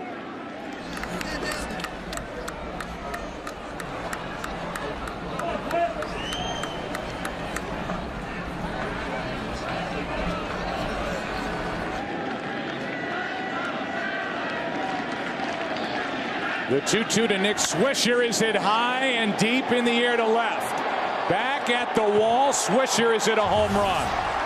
He has doubled and homered, and it's now a 3-run lead, 6-3 New York.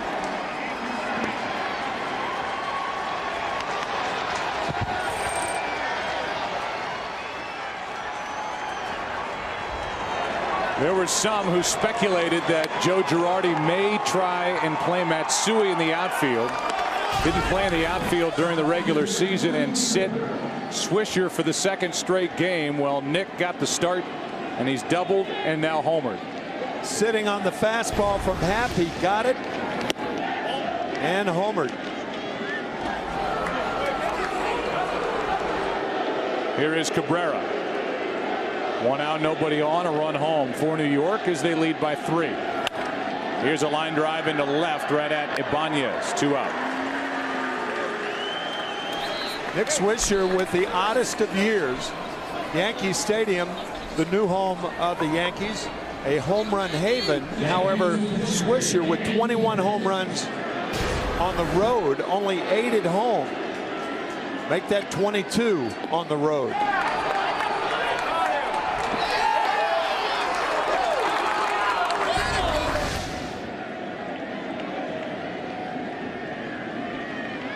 Andy Pettitte has a hit and an RBI and a run scored in this game, and he takes a ball inside. We mentioned earlier that it was the first RBI during the World Series by a Yankees pitcher since Jim Bouton, Game 6 of 1964.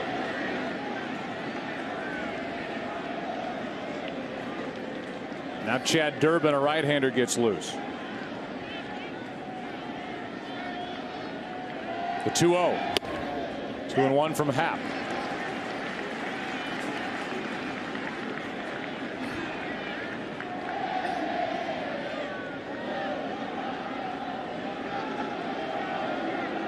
1-2-1. Another strike from Jay Happ.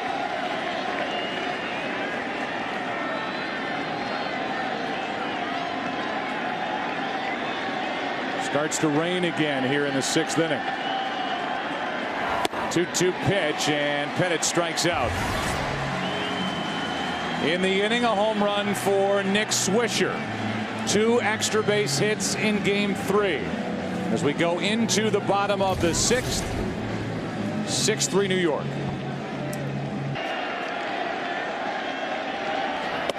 Jason Worth leads it off for Philadelphia. He's homered fly to right. Yankees lead 6-3, bottom of the 6th inning, series tied at a game apiece. This Philadelphia club was number 3 in baseball with 43 comeback wins during the course of the regular season. They need to get to work as Andy Pettit has really settled in. Breaking ball misses, a ball and a strike. Pettit has not allowed a hit since the 2nd. He pitched around an error in the 4th.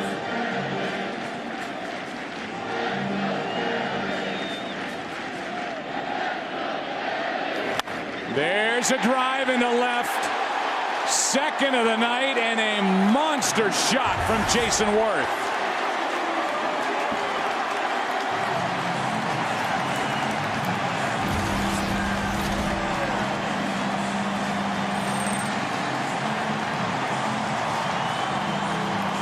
It's 6-4.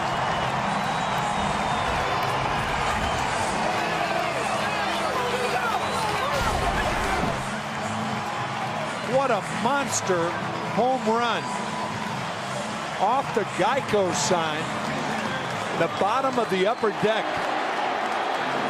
Man.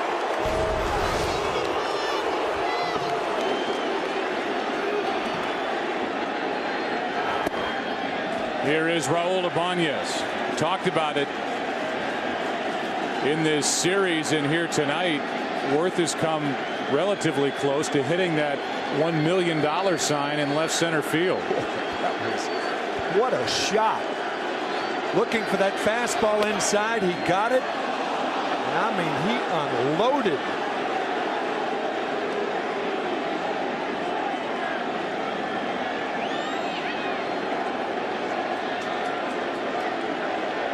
David Robertson and Phil Koch, a right-hander and a left-hander, start to loosen for New York. There's a strike on Ibanez. It's 1-2.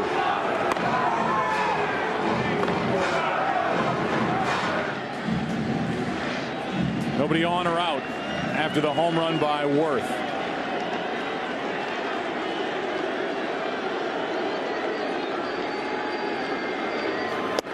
Oh. 2-2. Talking to Joe Girardi before the game, we asked him about the availability of Mariano Rivera. He said probably not for 2 innings tonight. Trying to limit his work as Ibanez strikes out on a ball in the dirt. Posada flips, 1 out. That's what Andy Pettit has done tonight to this Phillies lineup. He has retired all 3 left-handed batters. 0 for 9 on the night with 6 strikeouts. Utley, Howard, and Ibanez.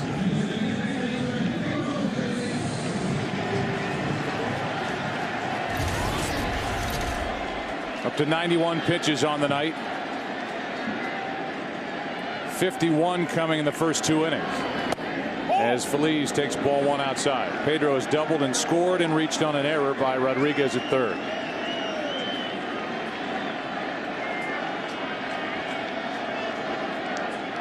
The 1-0. Little high, 2-0.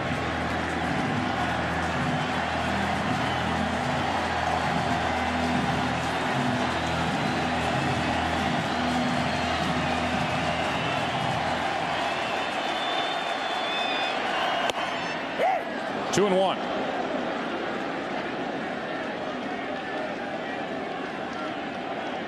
So 6 home runs this postseason for Alex Rodriguez. Jason Worth has 2 tonight and 7 this postseason for the Phillies. Ball 3, 3-1.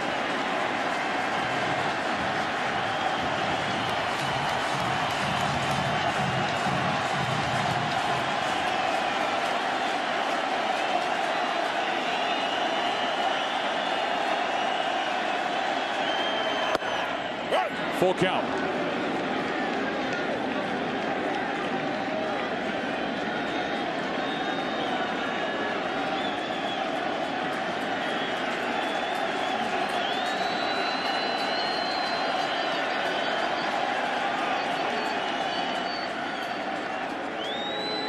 Pedro Phillies, an inside hitter.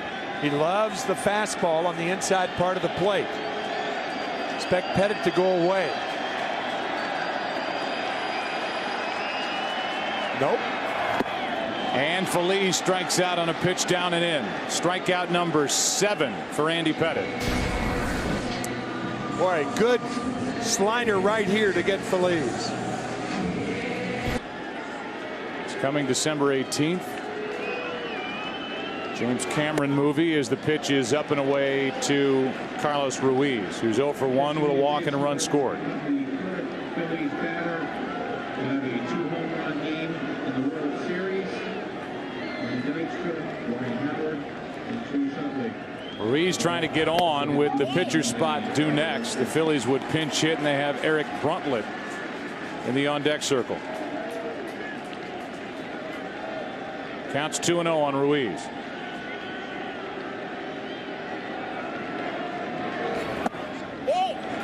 And that's ball 3.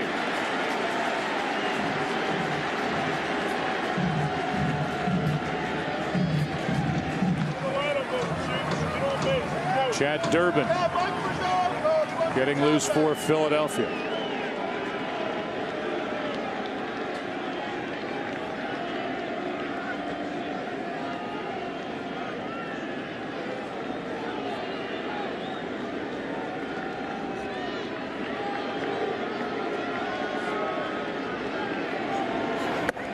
That's low to bring up the tying run. And it's Bruntlett who does not have an at-bat this postseason.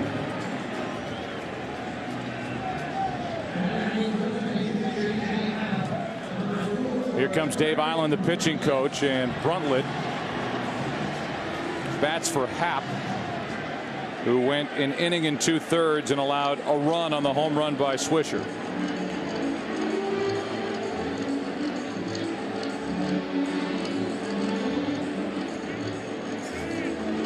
We remind you tomorrow, big day on Fox. Giants at the Eagles right across the street at 1 o'clock after Fox NFL Sunday. Vikings at the Packers. Brett Favre is back in Green Bay at Lambeau Field. And then after the OT, the Yankees at the Phillies. That's at 8 o'clock tomorrow night. Game 4 in a matchup of Joe Blanton for Philadelphia against CC Sabathia for New York. And again, a reminder to move your clock back 1 hour so you won't be late for those games tomorrow. This place will be jumping. Oh, boy. Bruntlett takes ball 1. This is, in my estimation, the best sports complex in any city in this country when you consider all of the venues that are right in this area. And there's Lincoln Financial Field. It'll be buzzing tomorrow. 1-0 pitch. Ball and a strike on Bruntlett.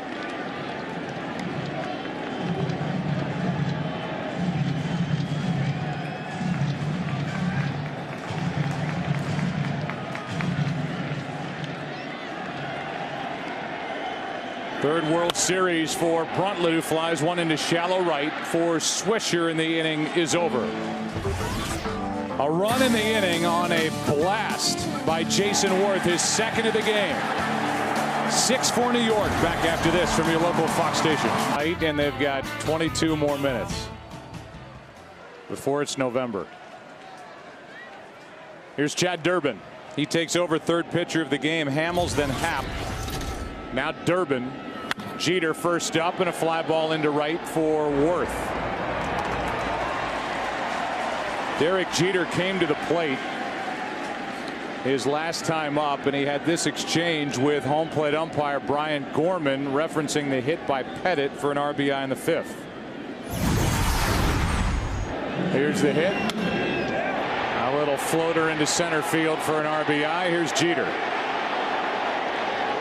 We're going to have to listen to Pettit now. He's been bragging about his hitting all year. And he can brag after an RBI single. Later, a run scored on a double, 2-run double by Johnny Damon. Here's a pitch high and tight. Rain picks up a little bit, and the count 1-1 on Johnny Damon, who has a 2-run double. He's 1 for 3. Breaking ball is grounded foul, strike 2.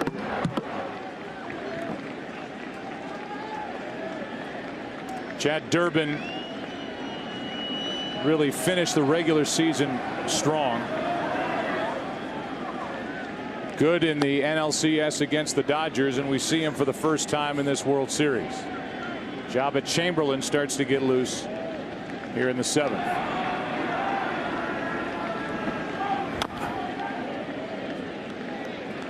Two balls, 2 strikes on Damon.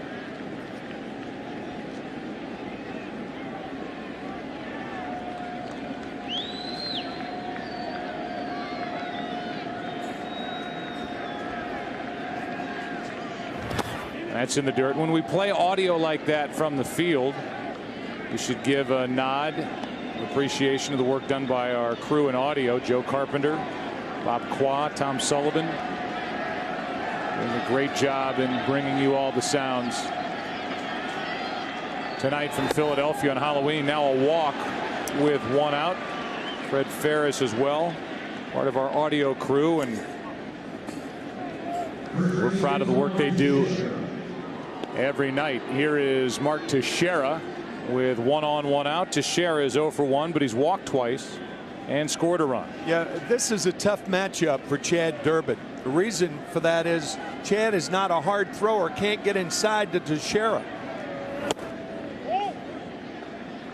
Misses inside with ball 1. We've spoken several times about how American League pitchers work Teixeira.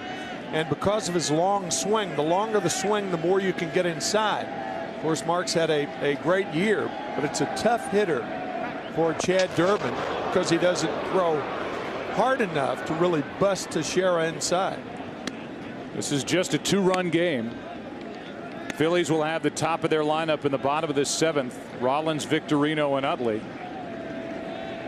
1 on, 1 out with Teixeira now, and Rodriguez on deck. That's ball 2.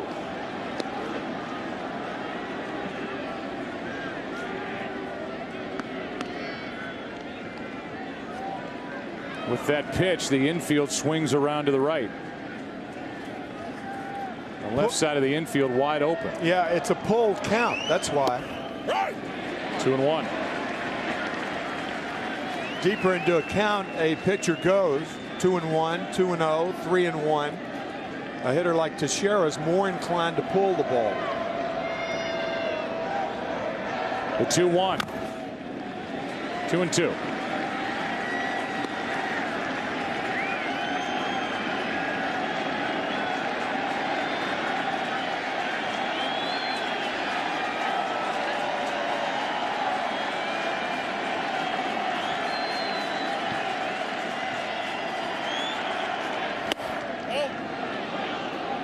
Three and 2.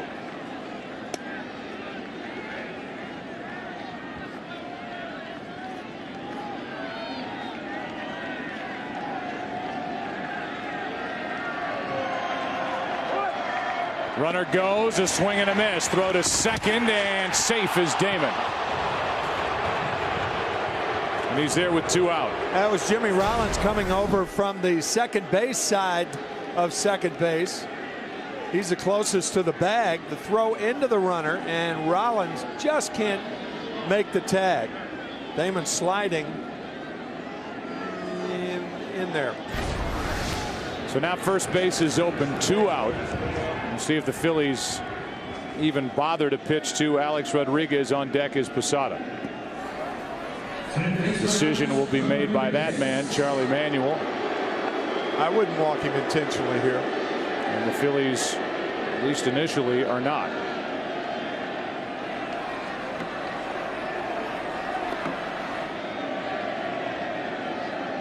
6 home runs, including 1 here tonight. 6 this postseason for Rodriguez. And strike 1. So you'd come after A-Rod with Posada next. I'd come inside just like Durbin did on that first pitch. As much as you can, try to wear Rodriguez out inside. The inability to do that by Cole Hamels, one of the reasons Rodriguez homered, the 2-run shot to put the Yankees on the board. They go back inside, miss, 1 ball, 1 strike.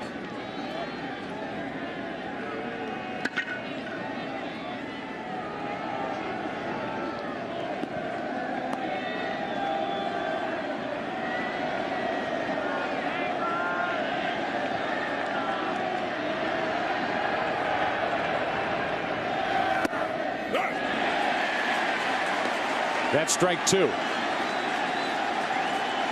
strikeout, a walk in the inning for Durbin, a stolen base by Damon. Jeter let off fly to right. The crowd climbs back into it with a 1-2 count on Rodriguez.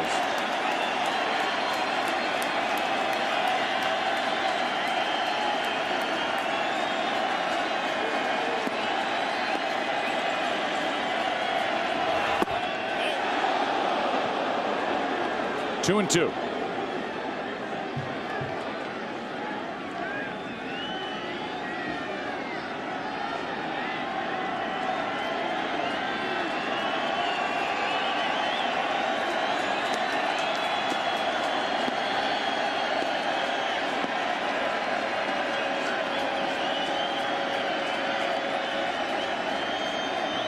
And Rodriguez is hit for the 2nd time tonight.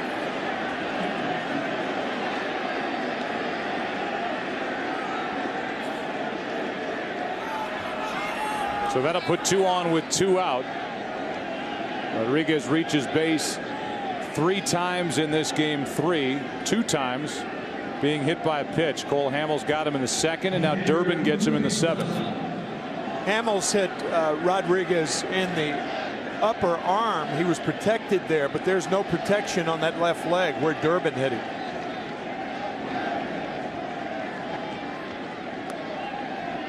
Now it's Posada with 2 on and 2 out.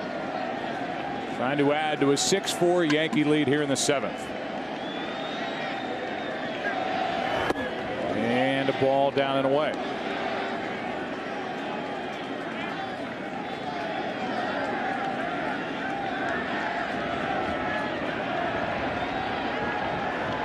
Damon and Rodriguez the runners.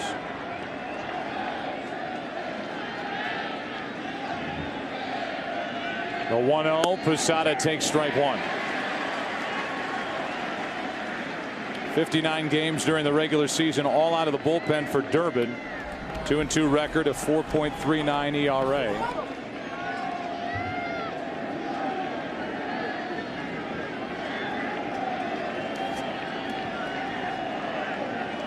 Spent time on the DL this season, misses inside with ball 2 to Posada.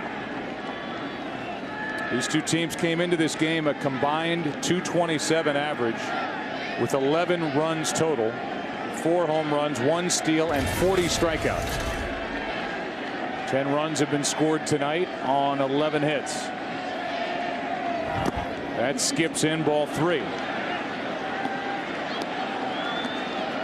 And a total of 4 home runs, 1 by Rodriguez, 1 by Swisher, 2 by Jason Worth.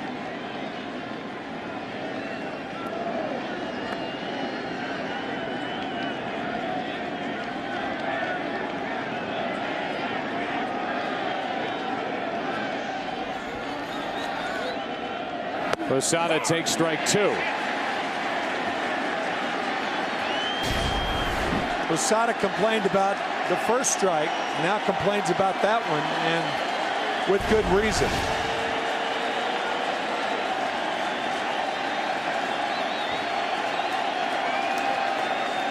So a full count, the runners will go with 2 out. There they go, and a little fly ball down the left field line is going to fall. In to score is Damon. Stopping at third is Rodriguez, and on at first with a 2-out RBI single is Posada. And it's a 3-run game again, 7-4 New York.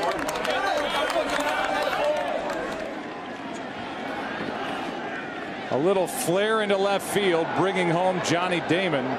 First time Damon has scored in this game. You think about Posada, he complained about that 3-1 pitch, and the pitch looked not only outside but low. This is a 3-1 pitch, outside and low. Posada complains about it. No complaints then. Base hit to score another Yankee run. And it's 7-4 here in the 7th inning, and Robinson Cano will bat. A strike on the outside corner, and Cano didn't like the call. Cano is struck out, fouled out, grounded out, 1 for 10. And 9 for 45 this postseason. That's strike 2.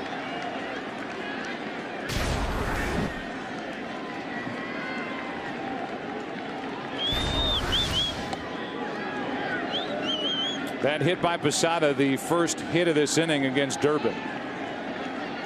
A walk, a hit batsman. Now Brett Myers gets loose for the Phillies as ball 1 is way high. Corralled by Carlos Ruiz. Corralled is the right word. That ball almost got by Ruiz. Watch him web it.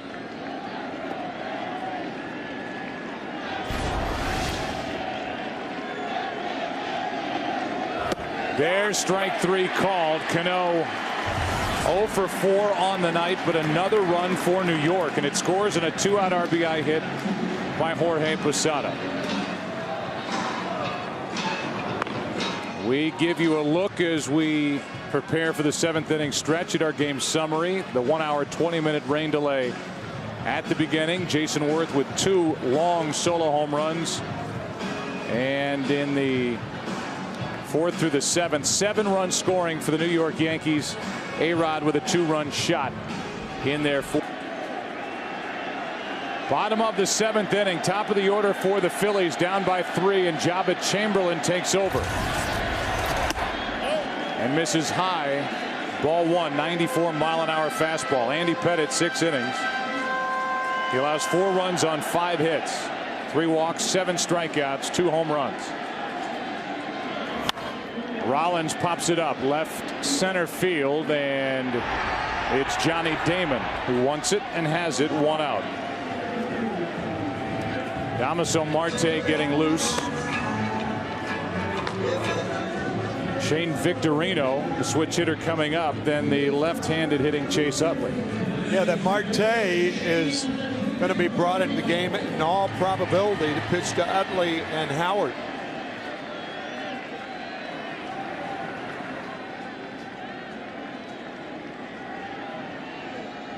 Victorino's 0 for 2 with a sac fly, and he takes the ball.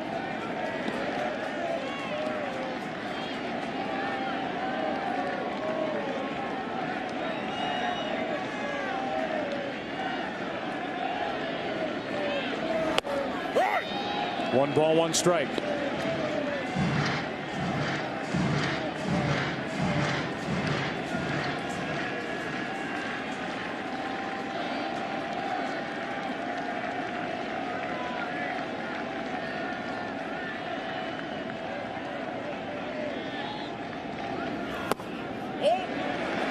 Fastball low, ball 2.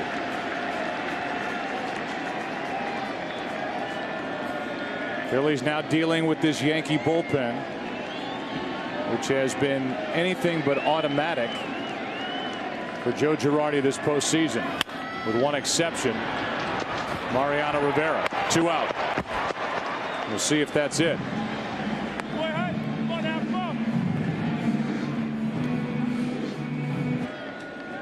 So with 2 out and nobody on, and 2 quick and easy outs, Joe Girardi sticks with the right-hander Jabba Chamberlain, and Chase Utley faces him and takes a strike.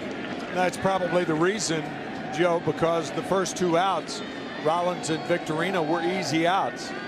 If there were a runner on, you'd have to figure that Marte would be in the game, but not now with the 3-run Yankee lead and 2 out, nobody on.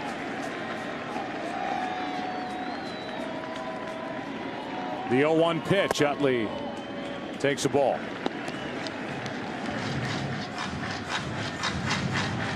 Utley tonight is 0 for 2 with a pair of strikeouts. 0 for 3 rather, with a pair of strikeouts and a ground out. Trying to get on in front of Ryan Howard, who is 0 for 3 as well. Fly ball into center field. Back is Melky Cabrera in front of the track. The inning is over. We go into the 8th here in game 3. Yankees will bat and they lead it 7-4. And then the pitcher's spot. That right now is being occupied by Jabba Chamberlain, ball 1. Nick Swisher has had a nice night. Fly to right his first time up, doubled and scored in the 5th, homered in the 6th. And bats leading off the 8th with the Yankees leading 7-4. 2-0.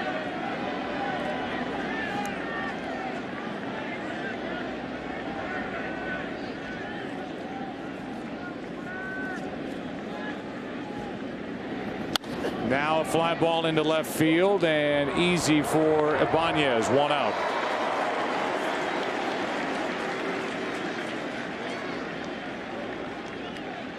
Brett Myers was on the disabled list this year and had surgery during the course of the season to repair a torn labrum in his right hip.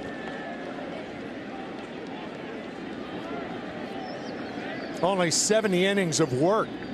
His best outing might have been May 22nd when he beat the Yankees, working 8 innings. That was a season high.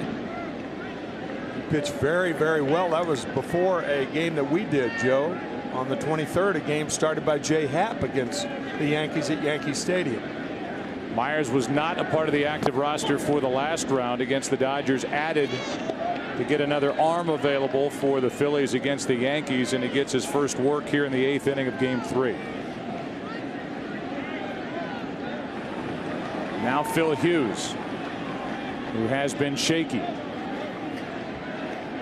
gets loose. 2-0 pitch is a strike. On deck is Hideki Matsui. Jabba Chamberlain, if that's it for him, went 1 perfect inning against the top 3 in the lineup for Philadelphia. There's strike 2.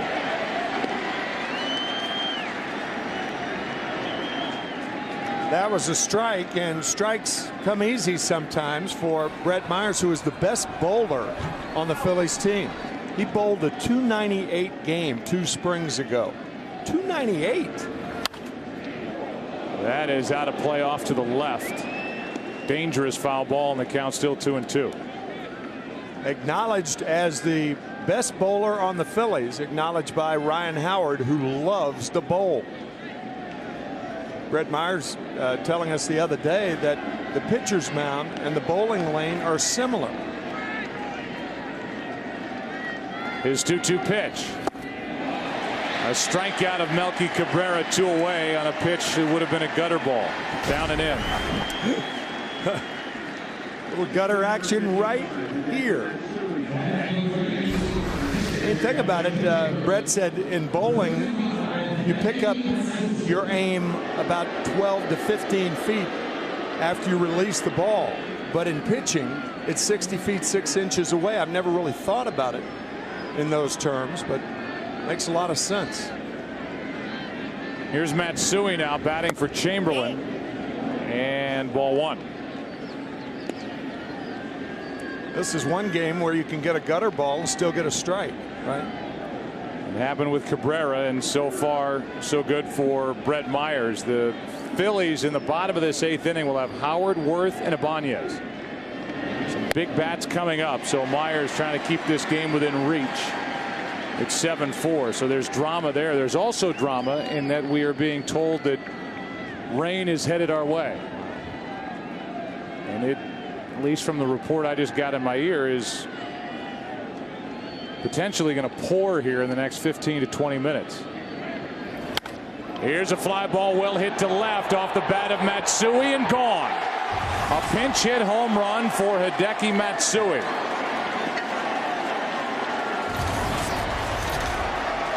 typically the DH for the Yankees, starting the night on the bench, and he makes it 8-4 New York.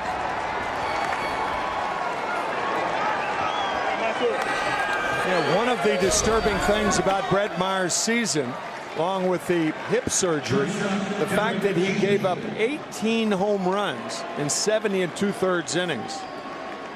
And now a home run here in the World Series to Hideki Matsui. So you think about the Yankees, who are playing without the DH. Big money and a productive spot in their lineup during the course of the regular season or during the American League playoffs. Andy Pettitte has an RBI single, a run scored, and now Matsui off the bench in that number 9 spot delivers a home run.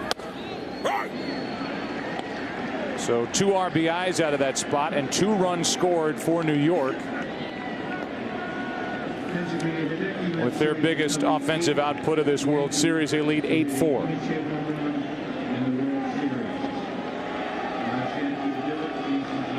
Here's the 0-2 to Jeter, and a chop foul. Yeah, we talked about it in the opening. I mean, the Yankees, from the designated hitter's role, got 33 home runs and 107 RBIs. That's a lot of offense to give up when you go to a National League city.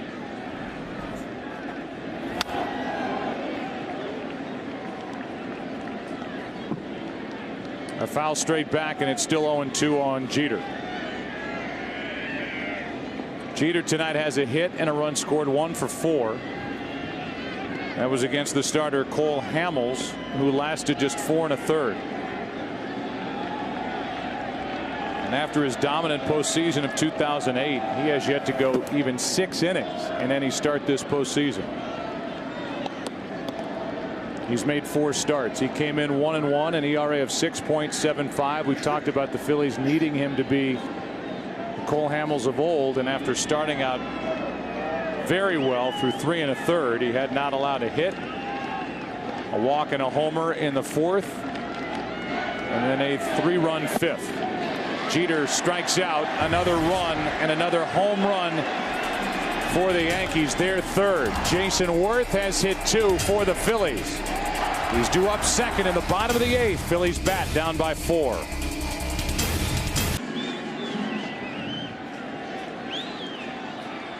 Couple of changes for the Yankees defensively. Brett Gardner takes over in center. Melky Cabrera goes over to right. The new pitcher is Damaso Marte, and he fires a strike to Ryan Howard. It'll be Ryan Howard, then Jason Worth, Raul Ibanez.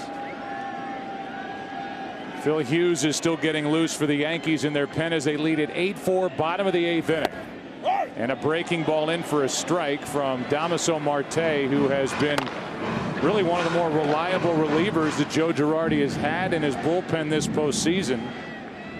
After struggling during the regular season, being hurt, having an ERA over 9.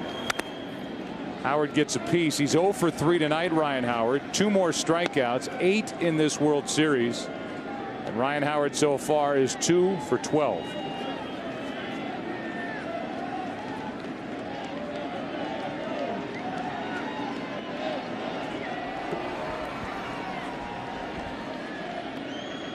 The 0-2 pitch is grounded to first, foul.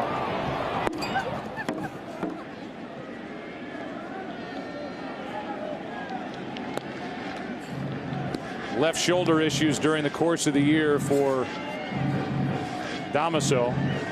A 1-3 record, an ERA of 9.45 in just 21 games.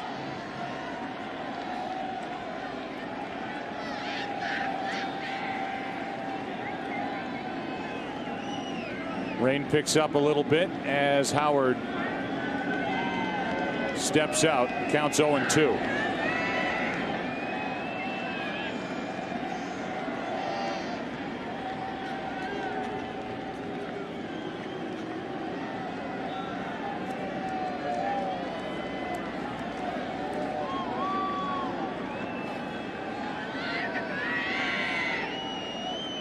Jabba Chamberlain, 1 perfect inning. He looks like he's getting his stuff back together, and now Howard strikes out for the 3rd time tonight. struck out 4 times in game 2.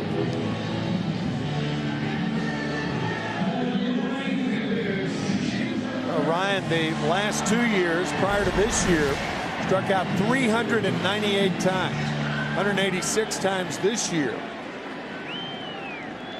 The Yankees are making the pitches on the big man, Ryan Howard.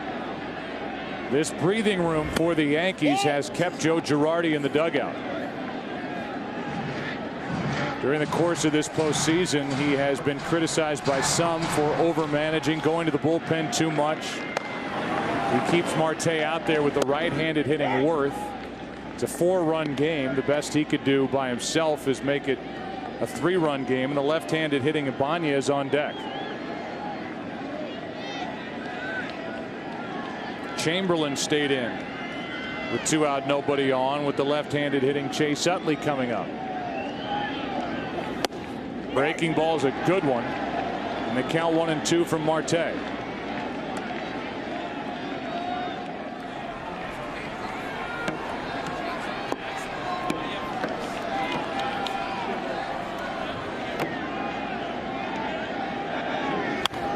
Here's a pop-up, foul right side, and out of play.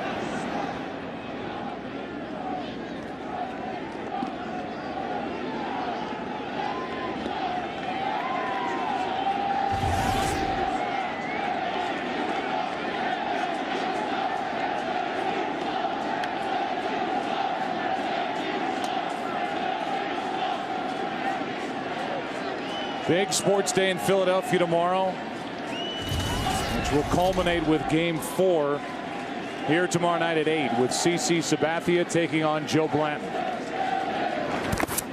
And a breaking ball, nobody on base, and Jorge Posada was crossed up. Wanted a high fastball. He got a breaking ball. Looking for the express, got the local. So the count 2-2. Well, it is officially Sunday. Yes. So football later today.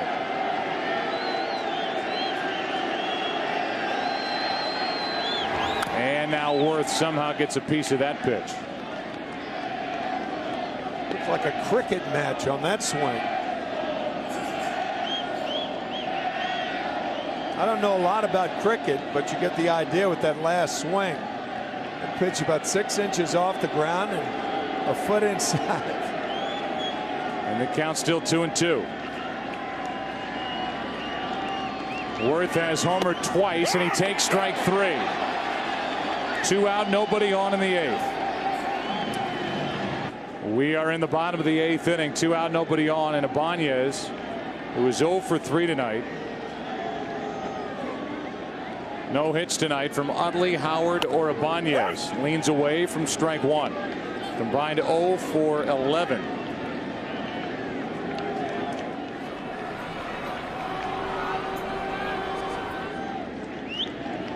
With 8 strikeouts. And now a pop-up back behind the plate. And out of the reach of Posada, out of play. 0-2.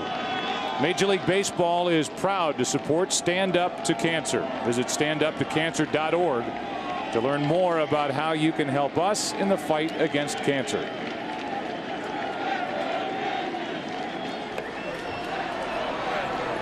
Hideki Matsui did his job tonight, came off the bench and hit a pinch hit home run in the top of this 8th. Made it 8-4. It's still 8-4. 2 out, nobody on, and an 0-2 count.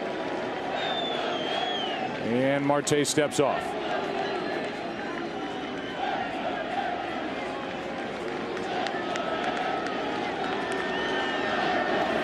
And a line drive caught by Rodriguez. Another 1-2-3 inning out of the Yankee bullpen. This time it's Damaso Marte. We go to the 9th here in game 3. Yankees lead it by 4. Ryan Madson takes over for Philadelphia. He will work to Johnny Damon, then Mark Teixeira, Alex Rodriguez after Myers went 1, struck out 2. And allowed a home run to Hideki Matsui, the only hit.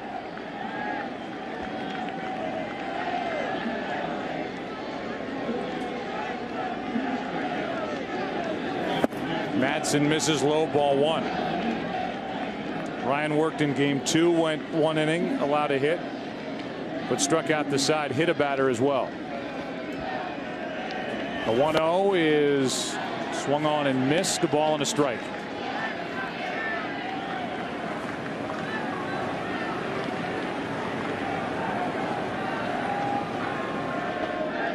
Here's a 1-1, and that's too far inside. The Yankees made the announcement before the game that Sabathia would go on 3 days rest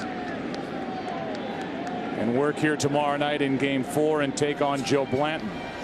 The Phillies are not willing to ask Cliff Lee, their game 1 starter, who has never pitched on 3 days rest at the end of a long season, to try it tomorrow night against Sabathia. And while Sabathia in his career is 4-2 with an ERA of 2.11, he's made 6 starts on 3 days rest.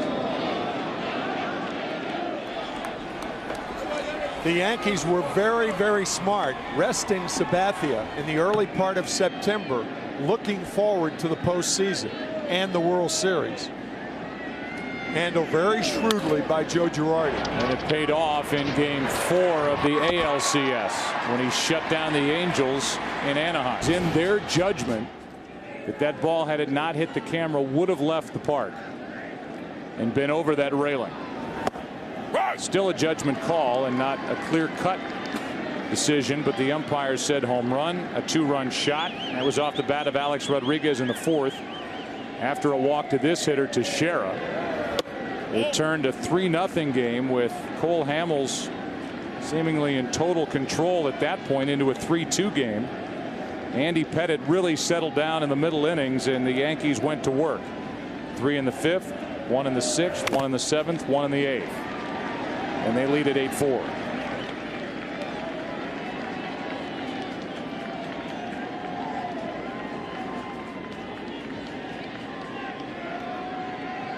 One ball, 2 strikes on Teixeira, 1 out, nobody on. And a shattered bat pop up into center for Victorino. 2 out.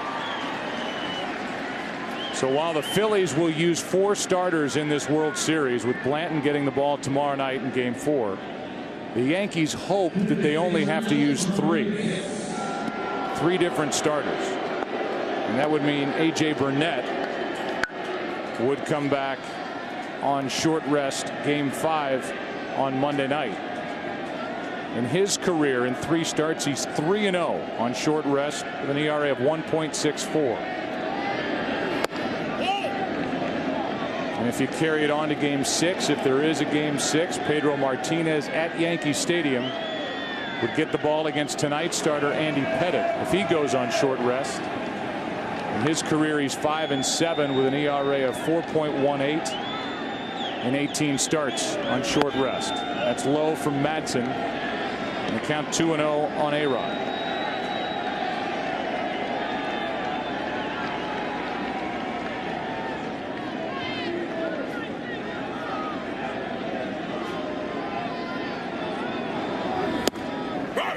There's a strike.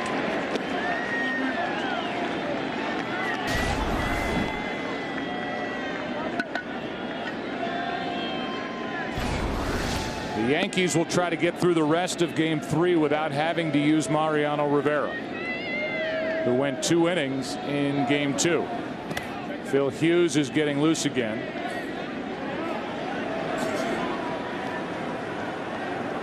And it looks like he will take over in what is now a 4-run game in the 9th, bottom half, with Feliz, Ruiz, and then a pinch hitter due up for Philadelphia. And Joe Girardi buys time, and then telling us before the game that Rivera would not be called upon for a 6-out save tonight, but maybe tomorrow night, if he doesn't pitch tonight,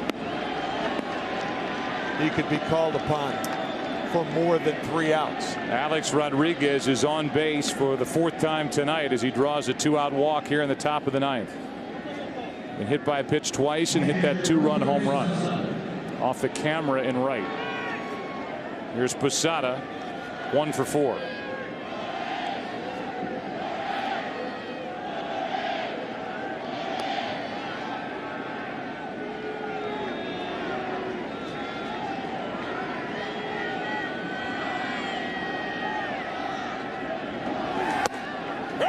Strike 1 from Madsen.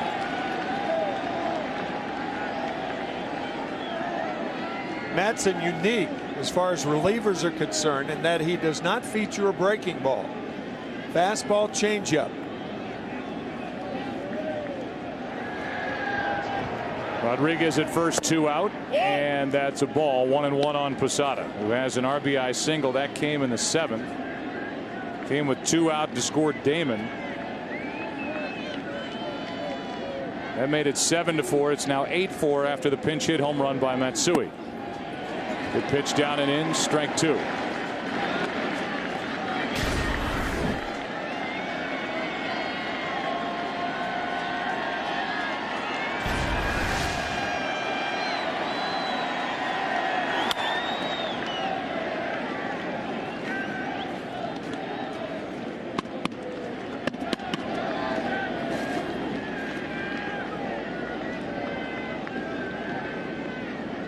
Pretty good twirler is Cano. Twirling that bat and trying to figure out what to do in the batter's box where he's 1 for 10. And now 1 for 11 as he struck out his last time up. So he is still struggling. The guy behind him, Nick Swisher, had a big night. A double and a home run. 2 runs scored. He got the nod and he rewarded Joe Girardi with a big night with a bat.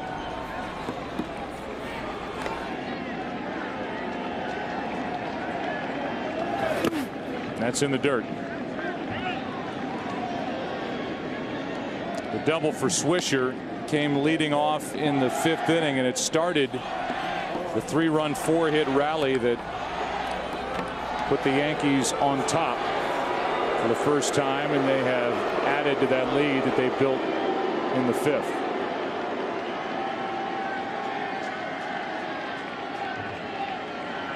Here's a 2-2. Full count.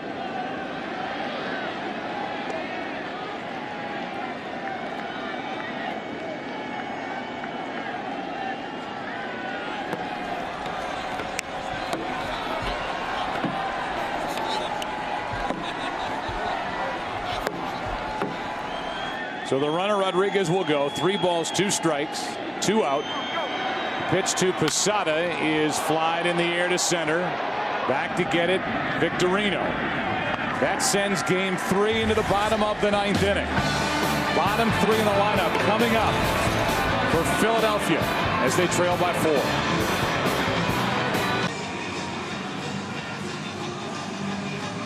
Well, there's a look at the combination for the Yankees. And we look at the main player in a drama coming up today on Fox. Later on this afternoon, a big sports day, which includes the Eagles hosting the Giants. It includes the Packers hosting Brett Favre and the Vikings. After all that, the OT. And it's game 4 of the World Series. It all begins tomorrow at noon Eastern, 9 a.m. Pacific.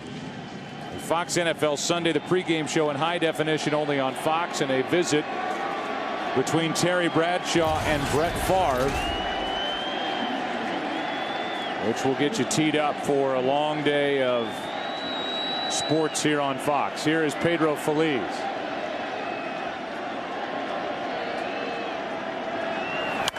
And Hughes delivers a pitch. Feliz fouls it off to the right. Strike 1. Joe, I talked to Terry Bradshaw yesterday for about 10 minutes, and he was very, very satisfied with the interview with Brett Favre. Oh, really? Yes. Wonder if Favre was satisfied. I don't know. With the interview by Terry Bradshaw. Don't know. Pedro Phillies, I keep saying tomorrow, it's later today. Yeah. As we have bled over into November. Halloween is over. Put the Milky Ways away and the peanut M&Ms. Finished. At least here in the East. Out west, it's okay. And that pitch hit the home plate umpire, Brian Gorman. Did Posada touch it? I'm not sure he did. Pitch was supposed to be away.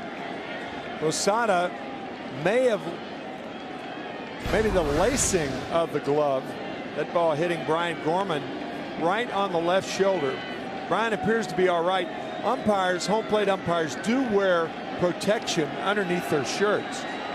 It's that inside protector. There's a strike, and the count is 2-2. Mariano Rivera getting loose just in case.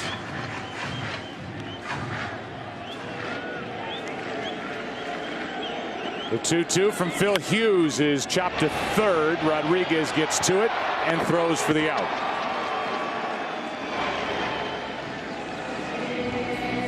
Eight in a row retired by Yankee pitching, and the last 7 by the Yankee bullpen as Ruiz steps in. Jabba Chamberlain, 1 perfect inning. Same for Damaso Marte, and now Phil Hughes, who came in having retired only 14 of the 27 batters he had faced this postseason, with opponents hitting .391 against him. I liked what he said. He said, I've been relying too much on scouting reports and worrying about hitters' weaknesses and going away from my strengths. Good, young, strong right-hander fires a fastball for a swinging strike, and it's 1-1. Very upset in game 1 when he left, and taking it out on Jerry Davis, the home plate umpire. And Phil, to his credit, after the game said, I was wrong. I looked at some of those pitches. Here's one into deep left center field. Gardner going back, and it's gone. Home run, Ruiz. And it's 8-5 here in the 9th. Carlos Ruiz makes it a 3-run game with 1 out. Hughes saying, I looked at some of those pitches and they were not strikes, but what Ruiz just hit was a strike. A high fastball, and Ruiz has proven that he can hit that pitch. 2 doubles and a home run in this World Series, all on high fastballs. That's a 4-seam fastball thrown by Hughes, and the 3rd home run of this game by the Phillies. And the end of the night for Phil Hughes. So up by 3 with 1 out, nobody on. Hughes is gone, and Rivera's coming in.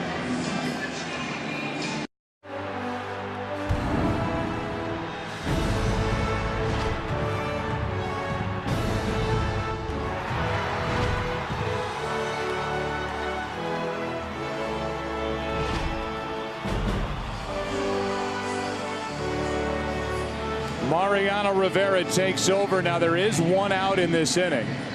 A run is home, and I'm sure this move will be debated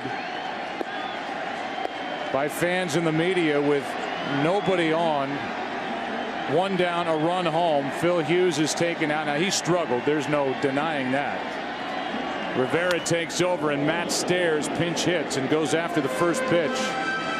Fouls it back, strike 1. No, I think you have to make this move. I really do. I mean, to me, there's no debate. Philly's very capable of coming from behind.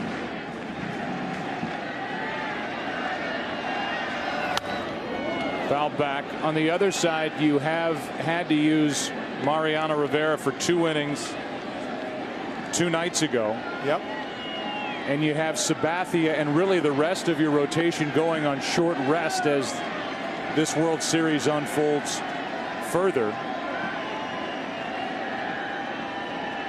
0-2 pitch is grounded to the second baseman, Cano. 2 out. I think the fact that Rivera is called on to get 2 outs, and we're not talking about a a full inning, but 2 outs. And he can be so economical in his pitches, as we've seen over and over and over. And then cut it down to an inning tomorrow night. I think he's got to be in this game. I mean, that's my opinion. With 2 out and nobody on, the batter is Jimmy Rollins. A ball inside. It took 39 pitches for Rivera to get through 2 innings on Thursday night.